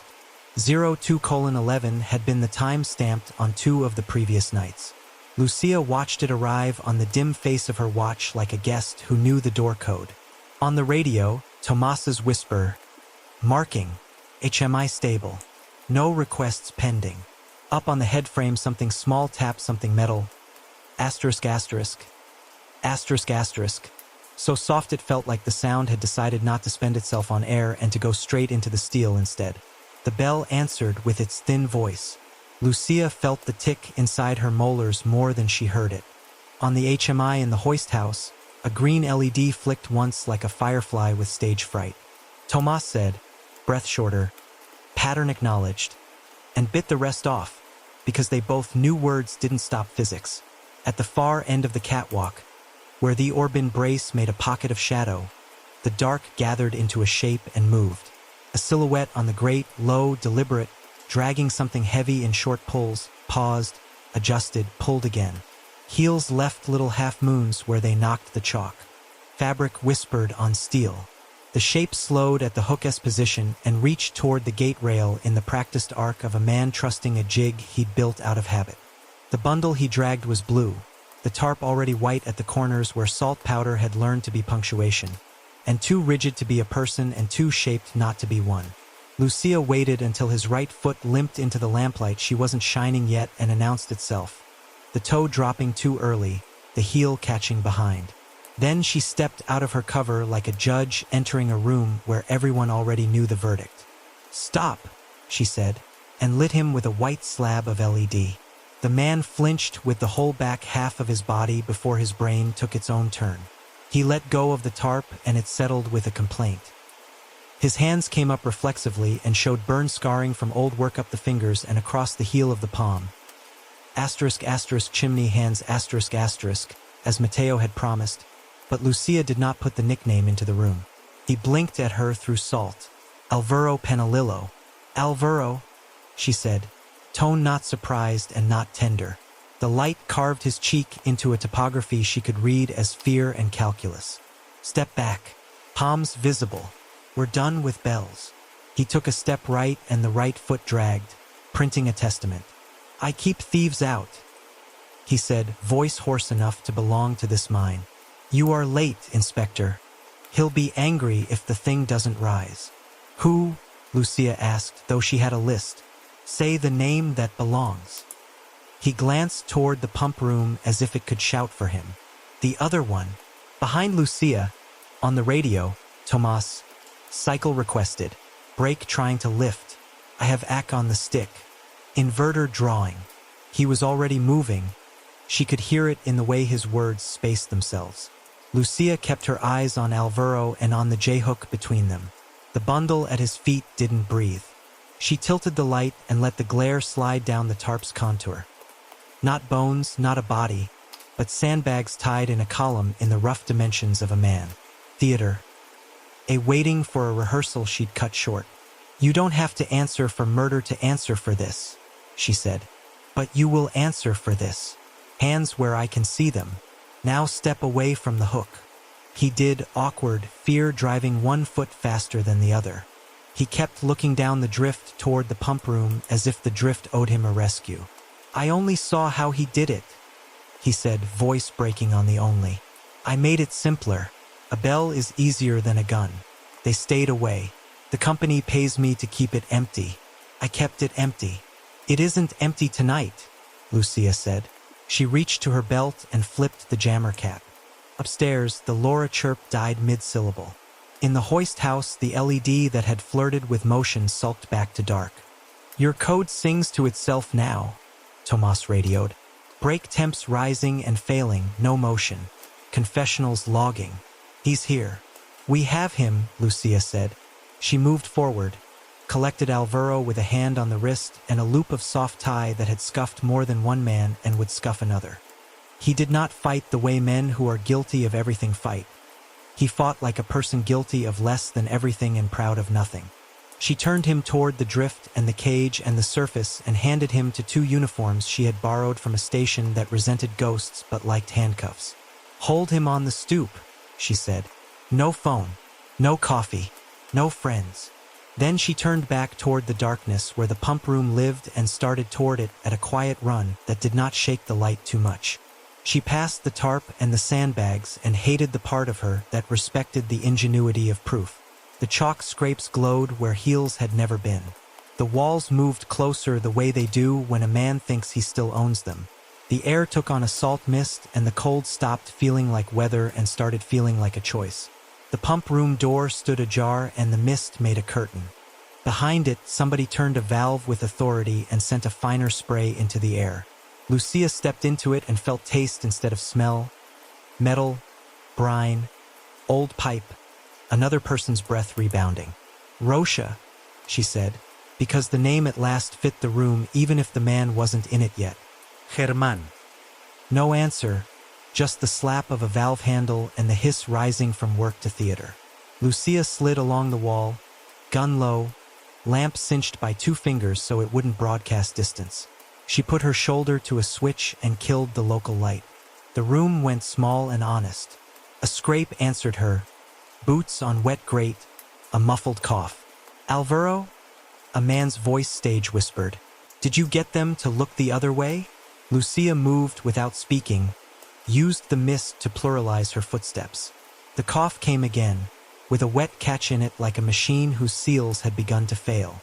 She saw a shape through the fog at the far side near a ladder up to the ventilation rays. Tall, broad through the shoulders, head craned as if listening with the side of his face. He turned his hands palm down briefly in the rain, a habit of workers checking for leaks. The palms were scarred dark, cross-hatched by old burns that sat on the skin like a map that had been folded and refolded until it knew where to crease. The right foot found the rung, hesitated, set, and the toe dropped too early. Lucia closed the distance until the light would hurt him. Police, she said evenly. Step down off the ladder, German. Turn the valve closed. Put your hands where I can see them and keep your mouth empty. He made a sound that was not quite a laugh and not quite the last air leaving a lung. You think I packed my own mouth, Senora, he said. You people always think the wrong thing first. Turn the valve, she repeated. You came too late for lessons, he said and climbed. He went up into the rays, into a tight vertical where the grizzly sat above like a trap with grammar. His right foot betrayed him exactly as the logs had described, slip, catch, drag, recover, and he moved faster in the single way limping men move faster, by choosing not to believe in the differential. Lucia followed to the ladder's foot and took the first rungs 2 at a time, then stopped where calculus said a climb chase ended in a fall if you believed in heroics. She set her light up into the shaft and found him silhouetted against a brace like a saint with the wrong tools. German Rocha, she said, for the first time as a charge rather than a possibility. You're done talking to this place through bells. You want to breathe, you turn around. Above them, the bell did not ring, but the drum in the hoist house ticked once as the inverter cycled off its own heat. The mine breathed with them, indifferent. Rocha laughed then, a broken sound that remembered the shape of laughter and forgot its warmth. I kept them out, he said into the shaft. The mine kept the rest. He slipped. The right foot missed the next rung. The body remembered old pain and tried to compensate with torque. His ribs hit the grizzly, and the long breath he'd saved made a sound like air leaving a bellows.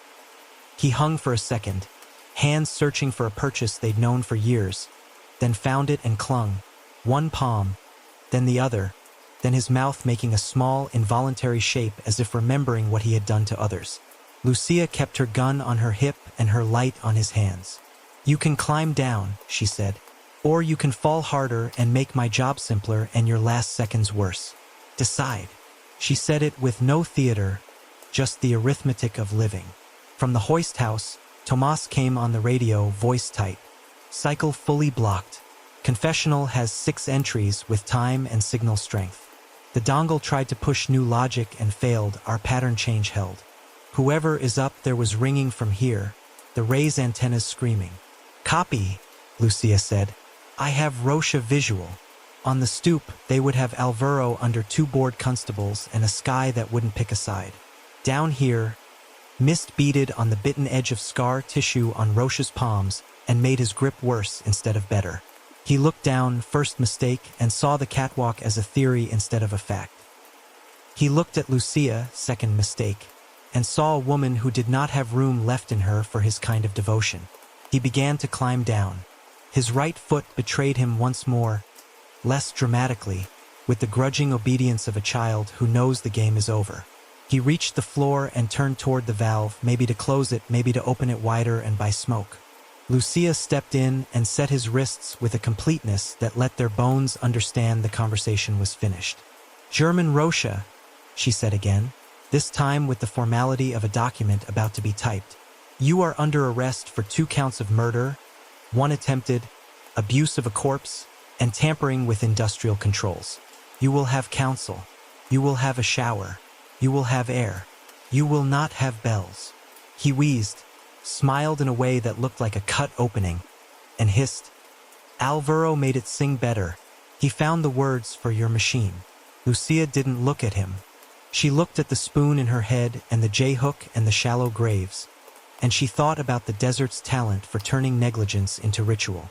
She thought, briefly and without generosity, about corporate emails that spoke of self-enforcing sites. "Walk," she said. They brought him out through the drift with the mist turned down to a eulogy. At the landing, the cage waited like a box finally used for something honest.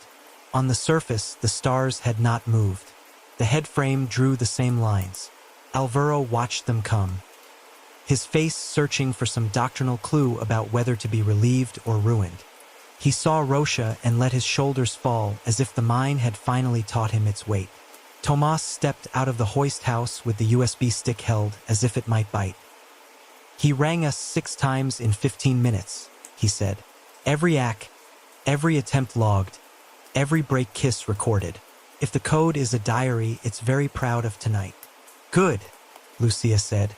"We need pride where we can bottle it." She had Rocha sit. She had Alvaro stand.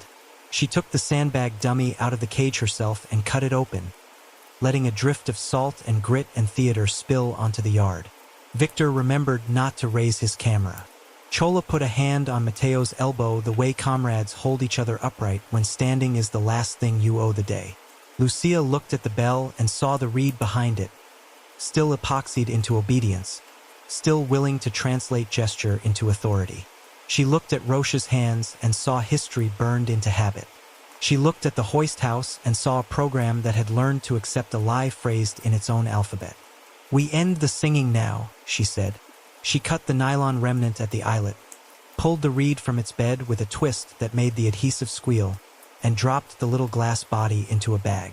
Tomas went to the inverter and pulled its fuses, then wrote his name on the tape he wrapped around the stubs. "Done," he said, with the finality only electricians are allowed. Rocha stared into the shaft and found nothing there that belonged to him anymore. "The mine keeps what belongs here," he said, "more to the ground than to anyone with jurisdiction. You'll see. It kept more than you have counted." Lucia did not look down the shaft. She looked at the wrist chain in her memory and at the older fabric and at the 2 shallow graves that would have to answer to names. "We'll count better than you did," she said. The trap worked. The PLC tattled to the hidden stick. The bell gave up its role on command. The silhouette that dragged a blue bundle turned out to be Alvaro rehearsing a ghost show with sandbags, while the author of the murders, German Rocha lurked by the pump room and the rays. With Rocha in cuffs and the hoist quiet by their hand, Lucia's path narrowed to what remained. A confessional in data, a caretaker's complicity, and the older bones below that would need names before dawn made theater look like policy. They brought Alvaro Penalillo back inside the mine because denial breathes easier where it was born. The pump room still wore its veil. Briny mist curled from the cracked valve, beating on the handrails, softening the edges of steel. Lucia waved the uniforms back to the threshold and left the door half open. She unlooped the tie from Alvaro's wrists and let it dangle, a threat retired but present. "Turn the valve," she said. He did, and the hiss gentled to a wet whisper. In the stillness, the room admitted its shapes. The ladder up to the rays, the stained tide marking the wall where the mist had receded and returned, the stutter of an old pressure gauge at 0 pretending to be busy. Alvaro wiped his face with his sleeve, leaving a bright lick of salt on the fabric. "I keep thieves out," he said, voice frayed. "I told you, photographers, kids, those people with leaflets. They come and take parts of us away and call it saving. You came here tonight to haul sandbags and pull a bell," Lucia said. "Not to keep anyone out, to keep a story going." He glanced toward the door like a man checking the time in a church. "If the place sings, they stay away," he said. "The company doesn't pay for guards. They pay me and say make it self-enforcing." The phrase had the polished sound of words learned from a superior and kept like a medal. "So I made it sing. Did you make the bodies?" Lucia asked, and let the quiet catch the pronoun. "No, it came out too fast," then steadied. "No," he said again, looking at the floor where the mist had written its own brief history. "I didn't kill. I found the first one the way he made him."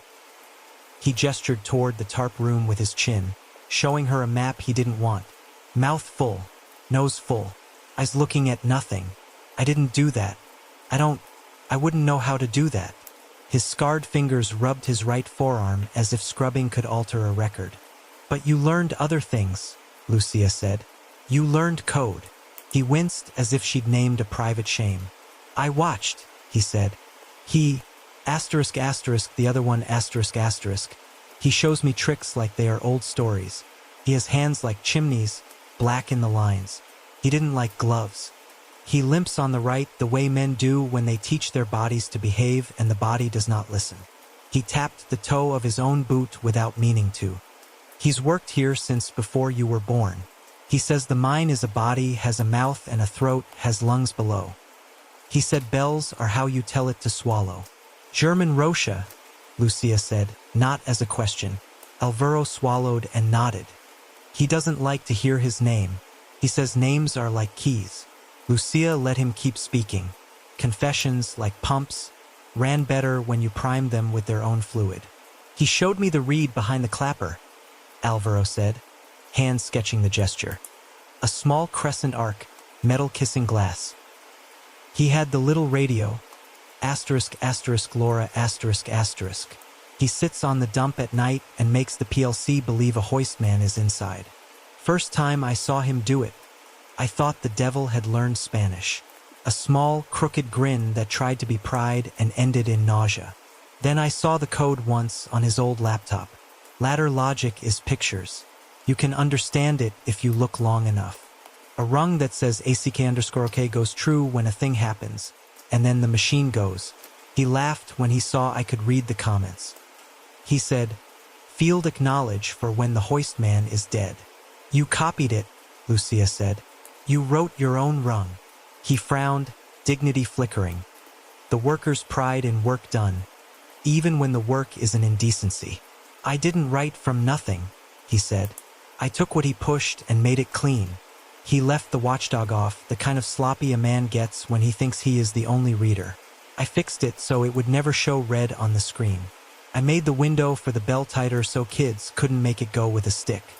I mounted the panels on the roof, set the batteries, tucked the inverter so company eyes wouldn't see it. His voice warmed in spite of himself. I made it easier. I didn't have to sit up all night standing watch. The bell would keep them away. I could hear it ring in bed and write hours on the sheet. And in the morning the story would have done my job. Did you log the bell yourself? Tomas asked from the doorway, careful not to enter the circle of confession. He had a knack for standing exactly where men would answer him out of habit. I wrote the times, Alvaro said. We have to prove we are here to get paid. When the bell rang, it meant I was here whether I was or not. And I was here. Most nights. Many nights. Enough nights to be tired. You rang it, Lucia said. If he didn't. His eyes flicked toward the ceiling as if the headframe could answer for him. Sometimes, he admitted. If the night felt full of kids. If I saw light down by the bins. If a camera came out of a bag. I would pull the line and let the reed chatter to the PLC, and the drum would turn its inches like a stagehand. The cage would rise empty and the story would be enough. People don't come back fast when a place eats air. And the bodies? Lucia asked, bringing him back to the bone.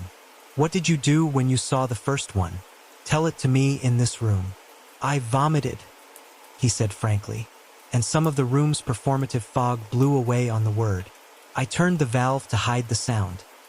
He came from the catwalk with a tarp, and I saw the heels make their little bruising sound in my mind before your man told you about them. He showed me the spoon and said, salt keeps what belongs here. He packed another.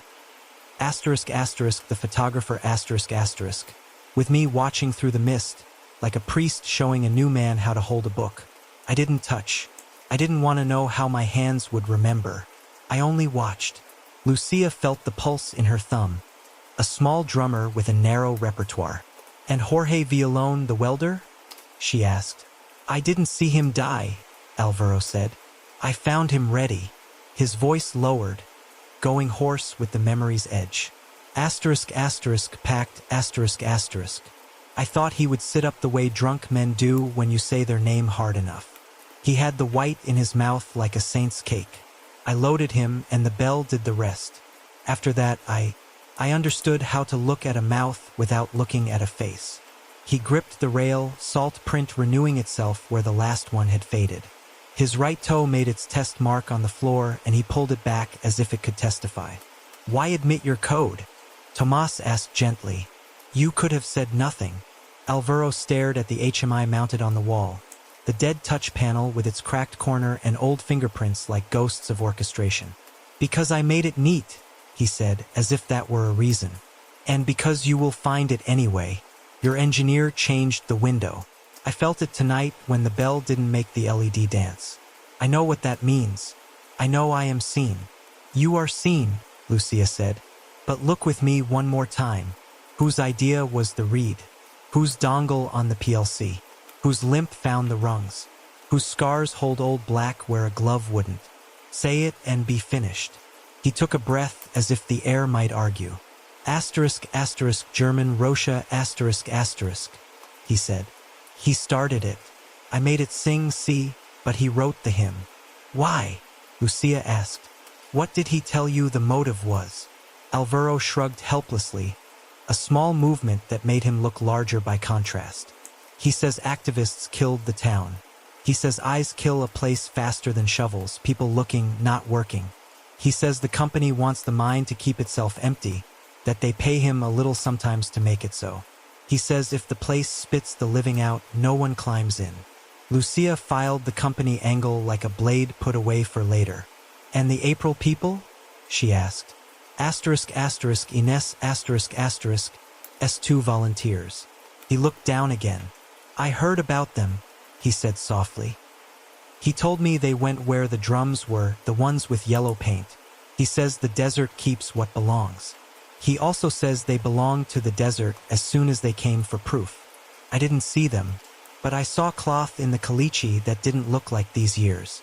And you wrote bell times after, Lucia said, giving him a narrow bridge between complicity and guilt. So the company would think you were working while the mine was. He nodded once. So they would pay me, he said simply. Men do worse for less. I did worse for more than I earned. The room had the feel of a nave after a sermon none of the congregation had liked. Lucia keyed her radio. "Bring him to the surface," she said to the uniforms. "No cuffs inside the drift. We're done with his hands for tonight." Alvaro looked relieved and ruined in the same muscle. At the door, he hesitated and glanced back at the valve. "I didn't kill them," he said again. "Not for absolution, but for the record. I made a ghost from a man's how-to because it was easier than saying the company didn't care." He waited to be contradicted. When no one obliged, he let the uniforms lead him away. Lucia turned the valve fully closed. The mist died with a tired sigh, revealing the room's edges with an intimacy that made the place smaller and her list longer. Tomas stepped in and leaned a shoulder against the pump casing as if to borrow its steadiness. "He just gave us the footnotes to the code," he said. "Edits, intent, the phrase self-enforcing. The kind of thing that sounds good in emails and bad in court." "Make sure we have the emails," Lucia said. "Search warrants for Kamika's subcontractors, the security firms. Follow the micropayments if they exist." Tomas patted the USB stick in his breast pocket. "And this is our psalm book." Lucia looked up the ladder into the rays where Rocha had nearly disappeared himself into his own grammar. She imagined him alone here with buckets and a spoon, with a bell that would always answer if you pulled it just right, with silence that had learned to pretend to be policy. Her stomach did a slow, legal turn. "Tomorrow we count bones," she said. "Tonight we count edits." Alvaro had not invented the haunting. He had amplified it, cleaned its logic, and commercialized its ring to fill a timesheet. The reed, the dongle, the first packed mouth, those belonged to German Rocha. With the caretaker's confession and the engineer's logs, Lucia had a scaffolding. If Alvaro tuned the song, someone else wrote it. Dawn came on like chalk. The head frame drew itself out of the dark one line at a time, and the bell looked properly mute for once. Lucia took coffee that tasted like old coins and laid out the day's map on the hood of the truck. The mine had given up the how. Now it owed them the who, his rooms, his rituals, his reasons arranged on shelves. Mateo unfolded his own map on top of hers and stabbed a fingertip at a corner of the nitrate flats beyond the tailings. A place that almost wasn't a place. "Out there," he said, "where the company line forgets to be a line." He built a shack with pallets when the last guard contract died. "You'll know it by the smoke without fire." They drove out past the point where fences retired and wind took a promotion. The shack announced itself by stubbornness. Corrugated tin persuaded into walls, a door that had never learned to fit its frame, a short length of stovepipe that sighed ash when there hadn't been flame in it for months. "Chimney hands," Mateo murmured, satisfied to have predicted a man's nickname with a room. Lucia worked the latch, felt the give that meant a lock learned too many compromises, and pushed the door in with the same courtesy she used for confessionals. The room smelled of old solder, brine, and a mechanical sort of loneliness. On a bench, a soldering iron with a blackened tip, a tangle of jumpers, and a neat row of LoRa modules, some mounted on perf boards, some raw, each labeled in ballpoint with dates and little expletives. Next to them, a handful of reed switches still in plastic sleeves, lying like glass bones in a hospital tray. A spiral notebook lay open, its cover sun-buckled, its first page crowded with block letters. Asterisk, the mine is a body. Make it breathe them out. Asterisk. Tomas lifted a module by its edges, as reverent as a museum intern. "Same family as the windsock board," he said. "Downlink, uplink," he tested ranges. "Look." He pointed to a hand-drawn map in the notebook. The head frame circled, the hoist house marked altar, lines of sight sketched as rays. Notations read good here, bad after 40 meters, gusts hurt, salt on antenna bad. Beside it, a diagram of the PLC port with a sketch of the homebrew dongle. Pinout labeled, a note, asterisk no password if fast asterisk. That sounded like a dare. A shallow shelf held a camera older than Victor's temper and a telephoto lens with dust in the rubber. Lucia turned the pages of a scrapbook next to it and found what the lens had loved. The head frame at night, the bell platform, the faint black shape of a man on the rail, silhouette studies of sainthood gone wrong. Tucked between shots of stars and lattice, 2 pages were devoted to the activists Ines had named. Diego and Marina, caught in mid-stride, faces turned away, backs bent under the democratic weight of a crowbar and a coil of rope. Someone, Rocha, had drawn a neat X across each photo in the red of a permanent marker and written dates and a single word, kept. The photos stopped there. The rest of the pages were blank. Monument making, Tomas said softly. He turned men into captions. A crate sat on the floor by the bench. Inside, conveyor tarp offcuts in blues that argued with each other, coils of nylon line, a roll of painter's tape gone brittle, and a right boot with its toe worn flat and its tread chewed into a long confession.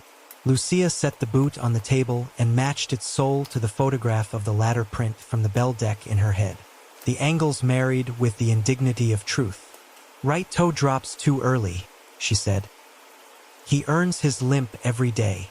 On a peg above the bench hung a portable oxygen meter, the kind miners clipped to collars when air was not a guarantee.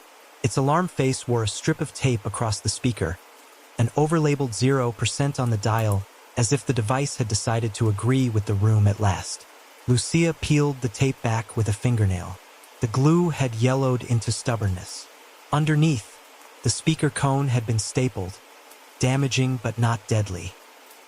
He taped the mouth of the only thing that would tell the truth, she said, so he could pack other mouths without noticing the air. On the wall, a calendar from last year turned to a month that fit 2 weeks ago, with the number 14 circled and the word window written in the margin. She photographed it, sent the image to Tomas, and watched him pair that date to the PLC's edit timestamp without needing to say it aloud. Lucia walked the room the way a woman walks a crime scene that hasn't been blessed by tape yet. Center out, clock face arc, slow, in. A field notebook lay under a folded shirt, pages damp with the sweat mines leave behind in cotton. She read entries that began as schedules and curdled into sermons. Asterisk, the bell keeps order. They leave when it sings. They come to stare.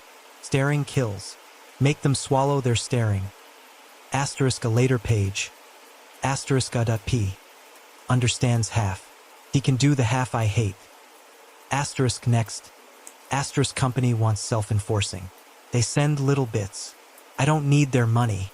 I take it because it punishes them to pay for breath they refused. Asterisk. Payments, she said. Grab the computer if it exists. Tomas found a laptop under the cot, wrapped in a towel like a child. The screen had taken a single good hit and lived to tell about it. The keyboard shone where fingers had over-argued. He powered it and it came up on a desktop crowded with more PLC manuals than any human should ever need. Screenshots of ladder diagrams ringed with annotations, a folder labeled ACK and another labeled Hours. He imaged the drive while the battery grumbled about its life choices. Inside Hours, spreadsheets with dates that matched bell times and a column tallying caretaker hours as if the machine had been pressed into clerical work as well as theater. Inside ACK, video captures from a camera pointed at the HMI, little green LEDs lighting like insects, saved with file names that read like liturgy. Long _short asterisk. .mp4 asterisk asterisk. Lucia rifled a box under the bed and found contracts, carbon copies of agreements with a security subcontractor out of Iquique, payments that looked like gas reimbursements if you didn't look at the frequency, memos from a Jamaica manager stamped confidential as if that would matter to Salt. Asterisk, no budget for night patrols. Ensure site discourages trespass. Asterisk asterisk, we need self-enforcement. What's cheapest? Asterisk, the emails came printed because Rocha had learned to distrust hard drives for sacrament. A sticky note on one page. Asterisk, keep everything. If they come, make them read. Asterisk, chain of pressure, Tomas said, reverent in a different way now. It won't excuse him, but it will rename some of the guilt. Lucia photographed the pages in a rhythm she'd made into muscle memory years ago. The shutter motor a metronome for anger she couldn't spend yet. She read a line again. Asterisk, the mine is a body asterisk, and let the sentence sit next to the bodies he had made into messages. Rage, like salt, wanted to crystallize on every surface. She kept it dissolved by writing.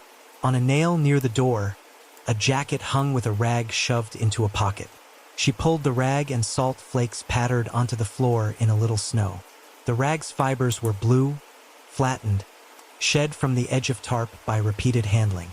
She bagged some with tweezers for Cardanus' microscope and for a jury's patient eyes.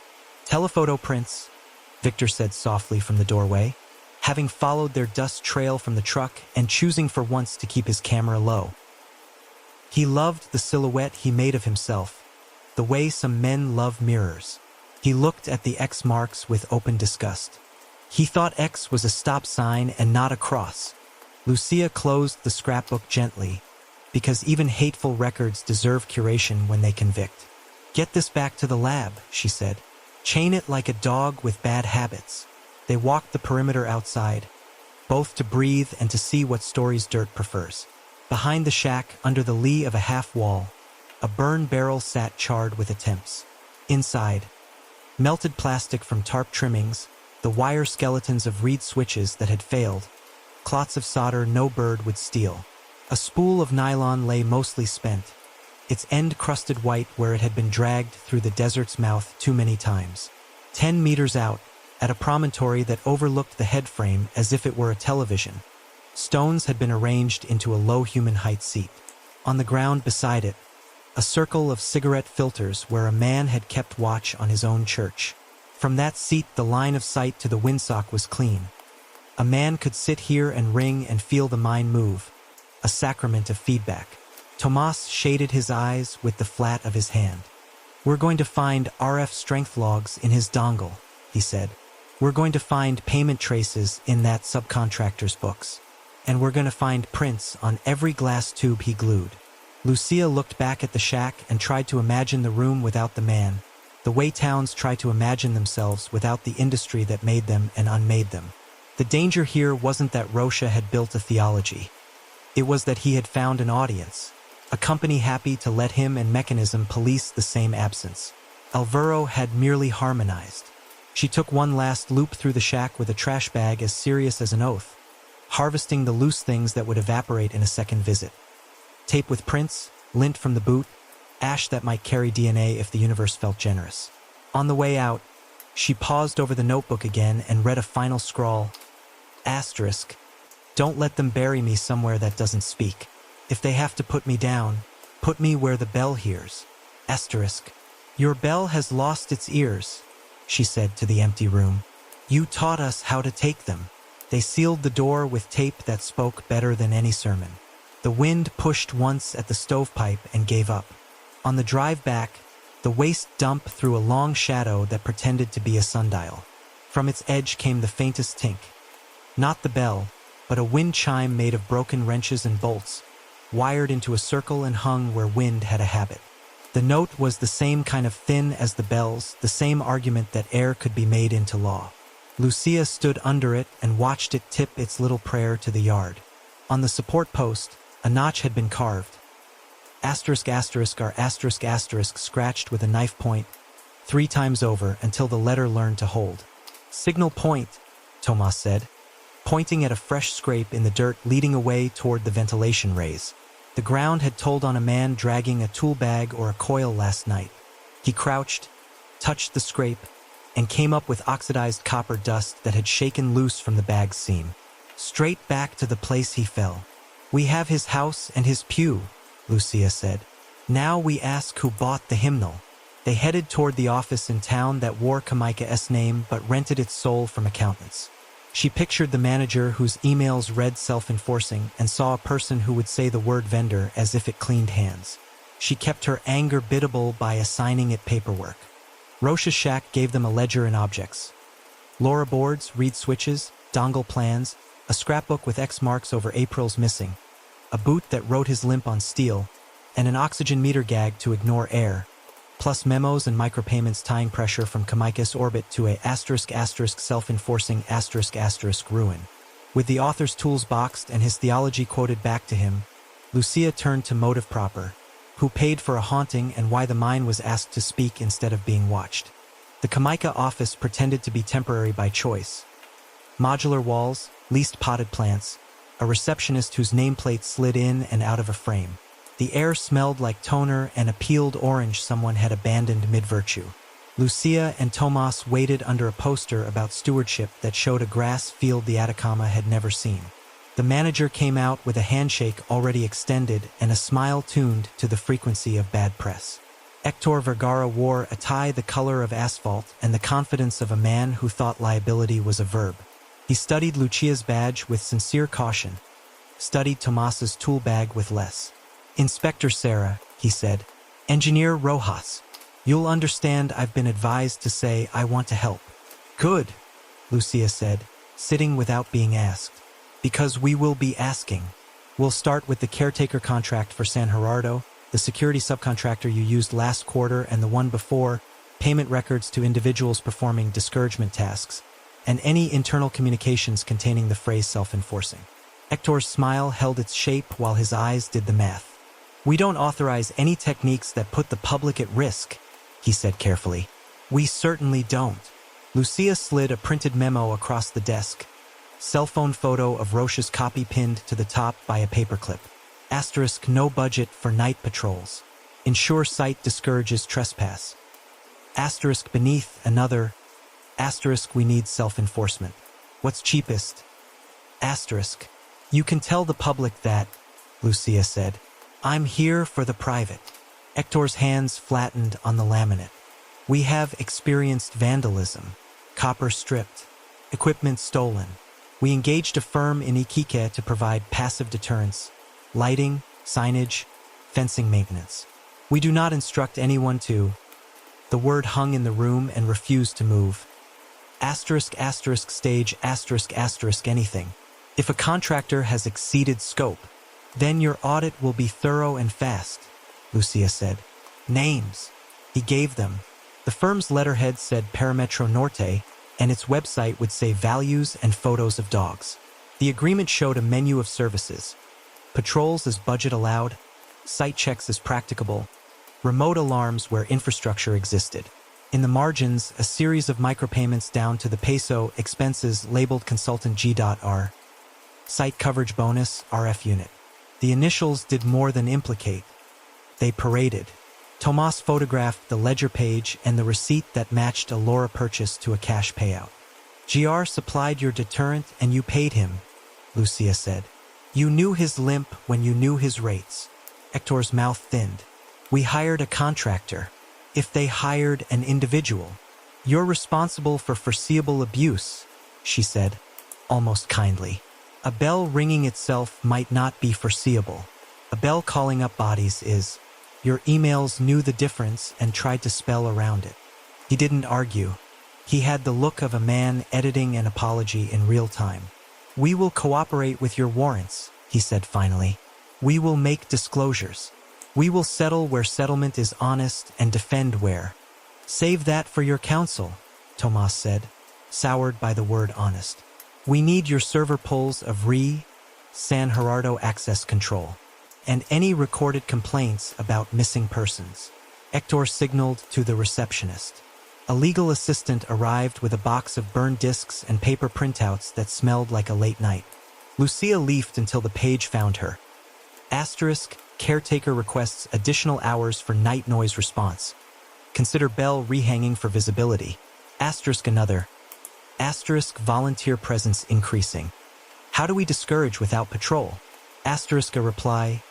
Asterisk, let site speak for itself. Can we instrument the bell for alerts? Asterisk she let the pages stack into their own indictment. Motive wasn't the company's to own alone, but pressure had a signature. On the way out, Tomas said nothing until they reached the truck. Then he spoke as if confessing to a priest with a multimeter. "They didn't build the trick," he said, "but they asked for a trick and paid for its batteries." Lucia drove without answering. Out the window, the town's color returned in small places. Paint on a shutter, a flag someone hadn't taken down after a holiday. By the time they left pavement, the narrative laid itself out. A manager paid not to see the how. A contractor billing for discouragement. A man with a theology and chimney hands eager to make a ruin talk. A caretaker who learned the song because songs pay better than silence. They swung back by Ines Fuentes' storefront office because stories require witnesses who can stand in front of microphones. Ines received the news like a person who had already memorized it. Her jaw set, then relaxed. Her eyes did not ask for permission to be angry. "They told us the desert keeps its own," she said. "Turned out the desert had a budget code. 2 sets of remains below," Lucia said. "Old fabric, 1 wrist chain. Your April volunteers are possible. We won't say their names until we've earned them." Ines nodded, the kind of nod a woman uses to keep from breaking something she can't afford to replace. "I'll tell their mothers we are closer," she said. "And I'll tell a camera the rest." Back at San Gerardo, the afternoon scattered itself on the yard and refused to gather. The head frame declined to be dramatic. The bell sulked in honest metal. The hoist house, taped and tagged, looked pleased to have its secrets curated.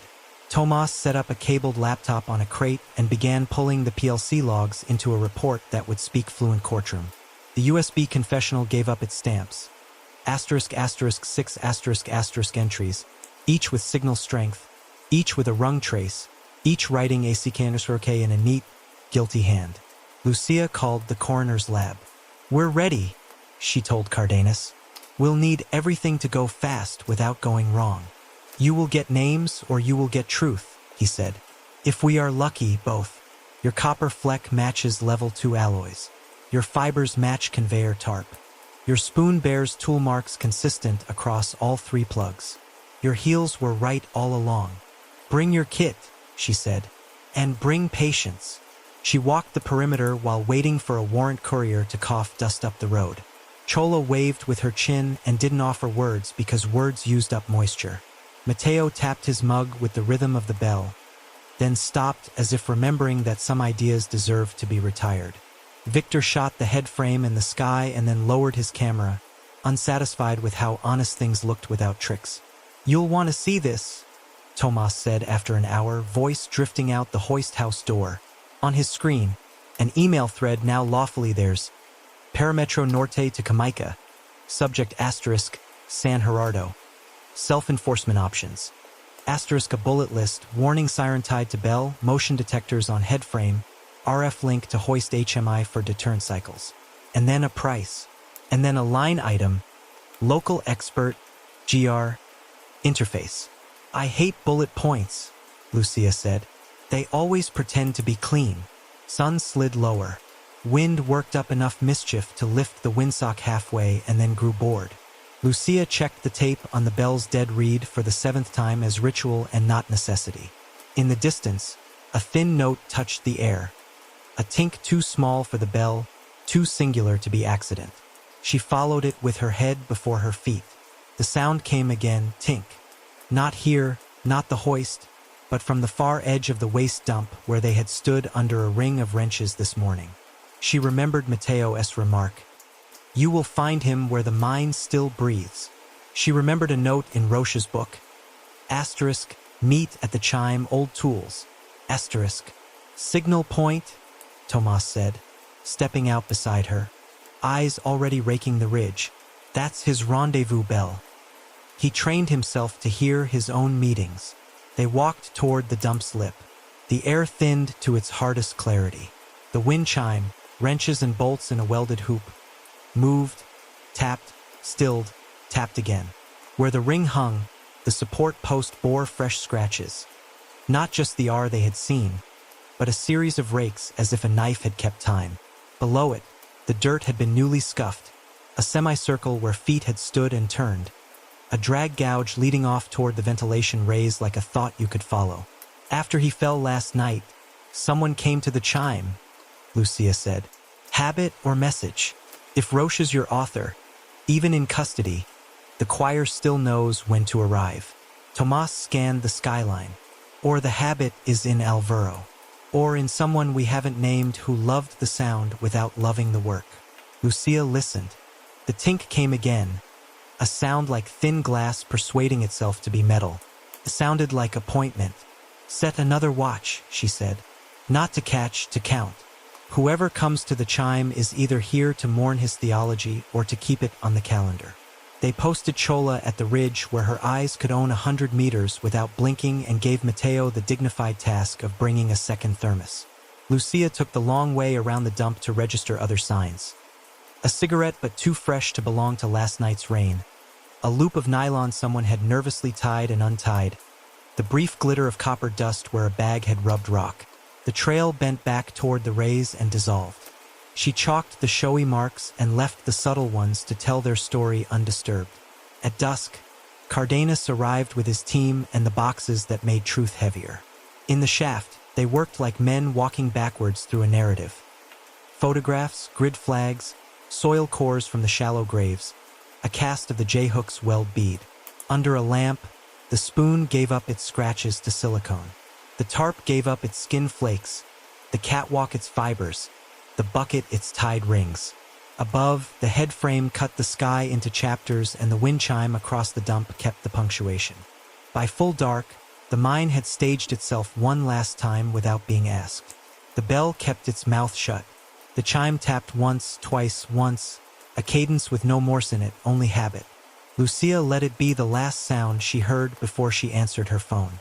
On the line, an assistant prosecutor, yawning around the words charging conference, and then Ines, her voice like rock underwater. "I'm at the gate," she said. "I brought photos of Diego's jacket. If your fabric remembers anything, I want to be present." "You'll be present when we name what's in the earth," Lucia said. "Tonight we name a different thing. We name why it was asked to sing." She hung up and faced the head frame. The structure didn't care. That was always the truth that saved her from theater. Steel doesn't conspire. People do, with budgets and emails and songs. She looked at Tomas, who wore the deep fatigue that comes when a mystery converts itself into code and then into paper. "Tomorrow we take Rocha to a judge and Penalillo to a cell," she said. "We take Parametro Norte to a hearing and Jamaica to a table with sharp corners. We give Inés' people enough evidence to hold grief without argument. And we put the bell in a box that doesn't have a string." Tomas nodded, then frowned at the dump. "Hear that?" "Yeah," she said. The tink came again, small, self-assured, exactly where the shackles of habit would have brought a man with a radio and a theory about lungs. He kept time with wrenches when the bell was busy. The motive had edges now. A company that wanted a self-enforcing ruin, a contractor that treated deterrence like a sport, a man who made the mine a body and taught it to breathe out the living, a caretaker who tuned the hymn into something billable.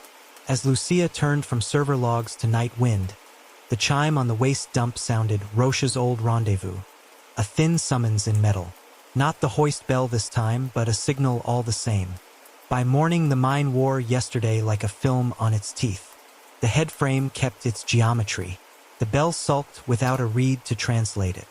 2 patrol trucks idled in the yard, radios murmuring bureaucratic weather.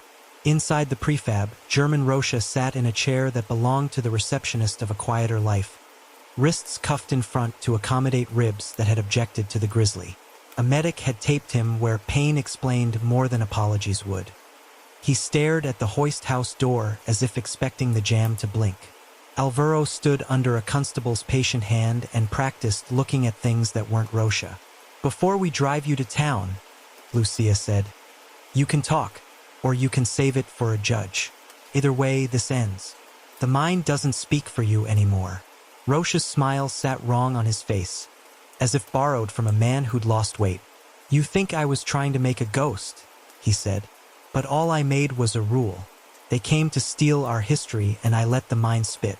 The bell tells you when to stop. The cage tells you when to rise. It's clean. 2 dead, Lucia said. "A third you meant to make. Name's Victor Duran. You took his photograph on the way in and took his air on the way out. Diego or Marina, we'll let forensics decide the older remains. Jorge Villon, you say he came to silence you. You sent him up instead. You made a rule and called it a prayer." Rocha's mouth twitched. "The photographer made me angry," he said. "He shot the head frame like a crucifix. He treated our work like a postcard. I showed him what postcards weigh when you lick the back and stick it down. The scavenger, he was worse. He took copper from the bins. He took breath from a body that is not finished. You would call it asphyxia. I call it conservation. The welder. He shut his eyes long enough to decide how much to give. He came to seal what is mine. He brought a gate for a mouth. He saw me. I was not ready for him. I finished him after. He rode the cage like the rest.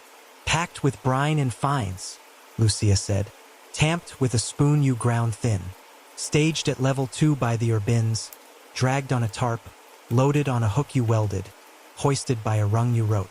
Not a ghost. A workflow. Work, he echoed, almost tender. You understand. Lucia didn't let the word land. What you and Perimetro Norte understood is billables. What Jamaica understood is self-enforcement. We found the payments. We found your dongle and your LoRa and your maps. The bell doesn't absolve anybody, especially not a company that asked for a song because it was cheaper than a guard. Rocha watched her the way men watch machinery they doubt. Alvaro made it sing better, he said. A last stone thrown from a desert where blame looks like topography. He found windows I did not. He made your engineer work. Alvaro's charged, Lucia said. Asterisk, asterisk, accessory, asterisk, asterisk. Desecration, endangerment, fraud. You're beyond accessories. The medic looked up from retaping a rib and gave Lucia a nod that meant Rocha would survive the next hour and the next week if he didn't find new stairs to argue with. The constables led him to a truck, and the mine watched him go with the composure of a place that had seen men arrive and leave in more exotic boxes. Alvaro followed into a second vehicle, glancing back exactly once toward the headframe and the rope eyelets it had learned to live without. Lucia and Tomas stood in the sudden quiet that arrives when custody leaves a scene.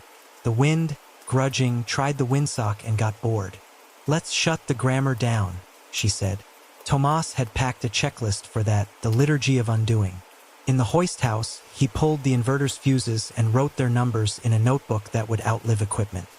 He isolated the roof battery bank, bled it into a resistor bar, measured its last psi, and logged the value as if he could weigh guilt in amp hours. On the roof, he loosened panel brackets and lifted glass into crates. In the cabinet, he removed the RF parasite from the PLC port, bagged it, then opened the project on his laptop for the last time in that room and restored the archive he kept from the year before San Gerardo learned it could sing. On a hidden rung, their private joke, he let Bellenderstrick log one last timestamp. Final state, restored with the time and date like a seal. On the HMI, nothing changed. That was the point. Moral repairs are always invisible to screens. Outside, Lucia borrowed 2 techs and a wrench and took the bell down. The metal didn't want to admit the bolts could turn. Then they did, and the whole thing descended in a sling with the reluctant dignity of a retired officer. Tag it, log it, box it, she said. The crate took the weight and closed like a mouth that had decided not to speak another line. They ate sandwiches that made a case for eating as policy rather than pleasure and waited for Cardenas. When the coroner arrived, he set up under a pop-up canopy with the solemnity of a field lab and handed Lucia a pair of nitrile gloves without comment. They went below again, this time as curators instead of burglars. Grid flags at the shallow graves, photographs like pennants, soil cores lifted in 10-centimeter increments and sealed. On the Urbin brace, Lucia plucked another oxidized copper fleck and let it click against plastic in a bag like punctuation. The J-hook got cast in silicone. The spoon got its own box and a label with its measurements where a jury could own its angle. Back at surface, Cardenas touched 2 small packages like a man checking his pockets for keys. We'll get DNA out of the bones if they're generous, he said. The fibers will tell me tarp first, make weave. Your skin flakes off the plastic will try to be useful. The salt plugs already have. They talk in halite and nitrate exactly the way your buckets do. He looked at Lucia. We'll have provisional IDs on the old remains by midweek if the universe doesn't run numbers with too much humor. I have the jacket photos from Ines. Pattern checks will help. Good, Lucia said. Names are closing documents. We'll owe 2 families before we sleep properly.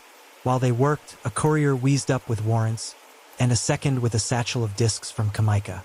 Tomas set up in the prefab, cabled the PLC to a laptop, and exhaled his version of a prayer over logs. Every autocycle since the edit, he said, scrolling. Every ack where the bell lied. Our confessional stick mirrors the entries. Look. Asterisk asterisk 02:11 asterisk asterisk repeated 6 nights and again last night until we jammed. We have signal strength. You can put Roche's windsock in the room with us by power alone. He scrolled farther, past events, to the event-driven tasks that had no business existing in a hoist that had a human job description. He wrote a window wide enough to drive religion through, Tomas said, a small, grim smile flicking in. I'm restoring the watchdog, the dead man, the interlock redundancies. When this leaves here, it will be a museum piece with nothing left to haunt. By late afternoon, the yard looked as if no one had ever tried to make it clever. A crate held a bell that had learned a strange grammar and been made illiterate again. A cardboard banker's box held RF boards and dongles that would later sit under lights and be made to admit without speaking. A cooler held soil cores and bone. A plastic case held a spoon as if it were a rare bird. Lucia signed chain of custody forms until her name felt like a stamp. She walked the perimeter one last time and let the mind shrink back into its indifference. Chola lifted a hand from across the yard as if agreeing to a truce. Mateo tapped his mug and stopped before the third tap. Victor took a photograph of the crate labeled Bell and then lowered his camera in a gesture that suggested he had learned something he didn't know how to sell. On the road to Antofagasta, the trucks sang their mechanical hymn. In the back seat of the lead car, Rocha watched landscape slide. The medic had given him a plastic cup for water, and he held it like a communion that kept being deferred. You can help yourself, Lucia said, keeping her eyes on the stripe while the desert practiced being eternal. Tell me why you needed the bodies to rise. Rocha looked at his hands. Men don't listen to graves, he said. They listen to elevators. They like a show. It was never about the bell for sound. It was about the cage for sight. You make a thing that stayed under come up and they call it a message instead of murder. The message is written, Lucia said. I'll read it into charges. He gave a soft, alarming chuckle that turned into a cough. You'll find others down there, he said, eyes on the line where sky met salt. The mind keeps what belongs. You'll say accident. You'll be right. I just made the accidents into sentences. You made them into scarecrows, Lucia said.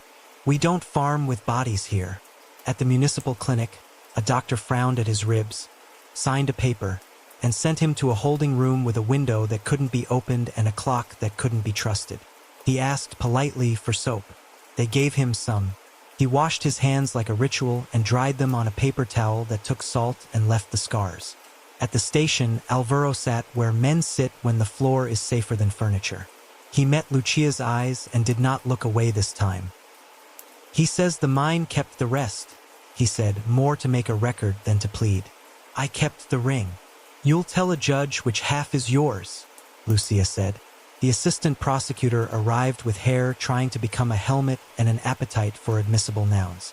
They read Rocha the sheet, asterisk asterisk 2 counts murder asterisk asterisk 1 attempted, abuse of a corpse, tampering with industrial controls, conspiracy, and read Alvaro his asterisk asterisk accessory after the fact asterisk asterisk desecration, reckless endangerment, fraud. A separate stack of paper began to assemble itself with Jamaica at the top, Parametro Norte under it, self-enforcing highlighted like a new religion.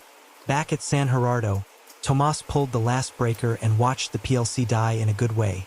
No alarm, no cry, just the screen sighing into dumb glass. On the bench, the USB confessional lay labeled, ready to argue in a courtroom where jurors would learn more ladder logic than they wished.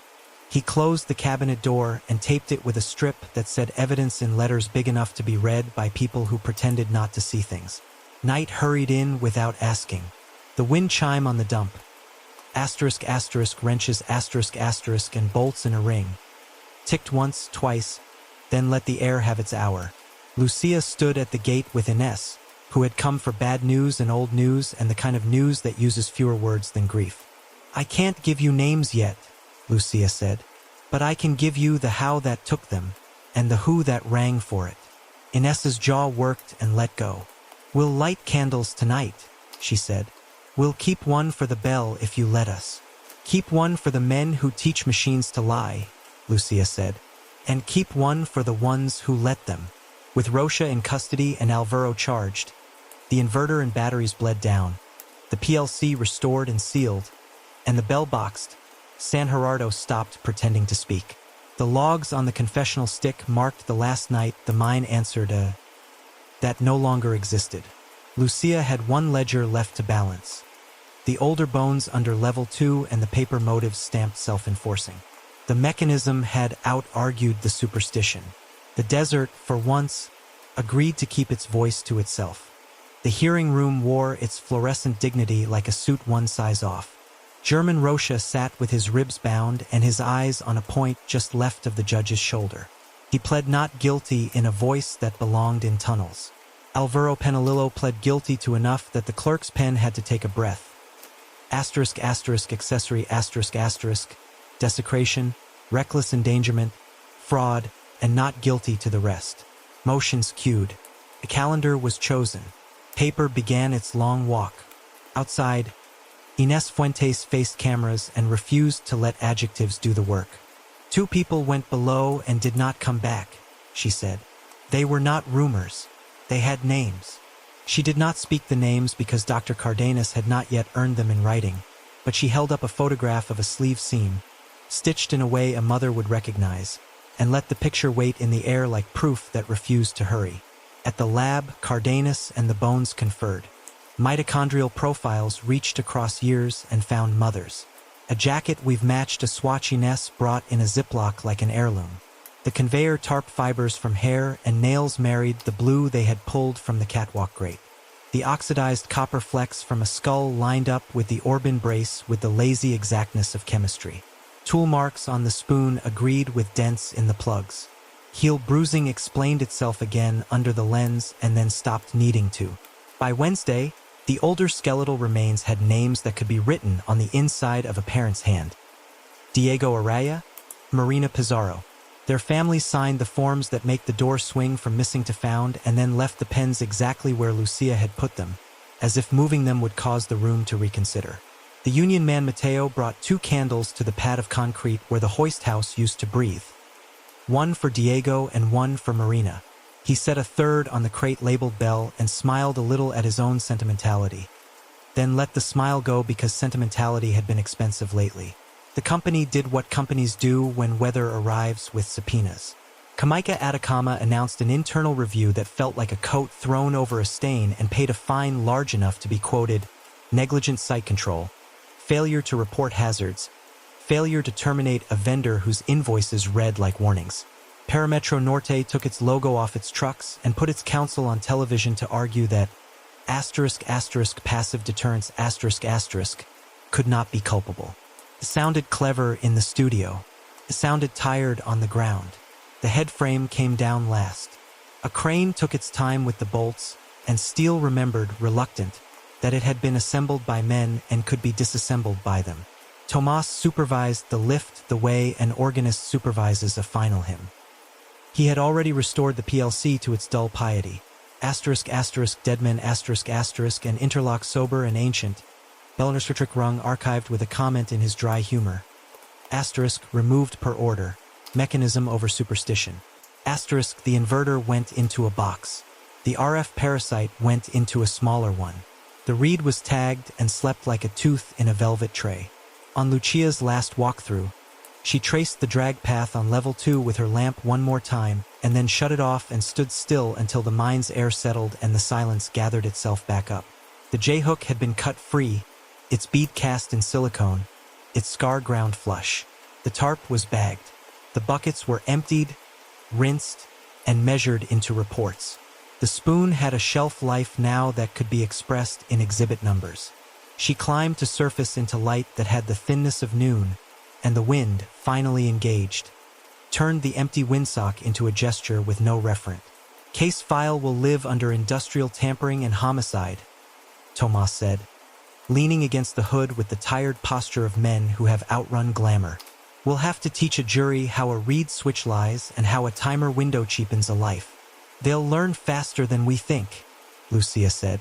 Everybody knows theater. We just have to show them where the strings were tied. She stood by the crate and read its stencil aloud to herself. asterisk asterisk bell, San Gerardo, 1/1 asterisk asterisk, as if to anchor the object in the world by saying it. Victor lifted his camera and then put it down again, deciding for once that a picture of a box was worse than a memory of a bell. Chola handed Lucia a strip of blue tarp she'd cut to tie her hair back. "For your notebook," she said, and Lucia slid it under the back cover like a bookmark in a book she never wanted to open twice. By afternoon, the hoist house slab was a clean rectangle with bolt shadows. A municipal truck came and painted a line that turned into a fence. A second crew planted a sign that said closed and, smaller, thank you. The waste dump kept its ring of wrenches because someone forgot to remove it. When the wind rose just right, it said tink in a voice so thin you could pretend it was memory if you needed to. On a Friday, a magistrate signed the order assigning Rocha to remand and Alvaro to house arrest with an ankle that would beep if he looked at a ladder too long. Kamika wrote checks with numbers that caused shareholders to blink and then kept blinking because blinking felt like action. Ines organized a vigil with names and verbs and no adjectives. Mateo sang a verse from a strike song that didn't know how to be relevant here and made it relevant by meaning it. People stood until their shadows lengthened into stories that didn't require ghosts to make sense. Lucia filed the last addendum at her desk with the clerk who never learned to greet anyone by the right day. She wrote the final paragraph she always wrote, the one that sounded bureaucratic enough to be respected and human enough to be reread, and saved her private sentence for the bottom margin where only auditors and people with too much time find it. Asterisk, what rose from the dark did so because men taught the dark how. Asterisk, back at San Gerardo, the slab gave off heat like a memory that had decided to be useful. Someone had left the crate with the bell under a tarp, and the tarp had learned to billow when the afternoon wind came up. Lucia checked the straps and found them sound. She tapped the lid with 2 fingers, the old superstition she permitted herself, and listened to would say what would says. Then, somewhere in the hoist house shell, something knocked once. Not the bell, it was bolted and wrapped. Not the drum, its fuses were sitting in a plastic bag 10 kilometers away. Maybe a sheet of roof tin relaxing, maybe a joist settling under new arithmetic, maybe the desert's breath learning a different instrument. The sound did not repeat. Lucia looked at Tomas and he looked at her, and they both gave it to physics because that was the agreement they had made with the world to stay sane. She signed the site closure tag with a pen that wrote badly in wind, tore the yellow stub for herself, and handed the rest to the municipal man who knew how to staple meaning to posts. They drove away with the radio off. Through the rear window the headframe was gone. The bell was a box, and the shaft, wired open in sunlight, was a rectangle of cold that did not ask to be anything but itself. The desert went back to keeping what it buried. The wind moved so little that silence felt like a structure again. The road built a line out of the nowhere that was left. Case closed. Mechanism over superstition, mostly. The wind in the Atacama doesn't forgive, and neither does the truth. From the shaft at San Gerardo, where a bell once rang itself, to the courts of Antofagasta, every echo came from human hands, not ghosts. In the end, the desert stayed silent because men had taught it to speak, and then taught it to lie. Thank you for following Detective Lucia Serra's descent into the salt and the machinery of guilt. If this story reminded you that even superstition can be engineered, and that every haunting hides a mechanism, then the mine has done its work one last time. Thanks for listening. Subscribe for more gripping audio detective stories. Every echo leaves a record. Every shadow leaves a clue. And in Somnolent Conspiracies, we listen until the dark speaks back.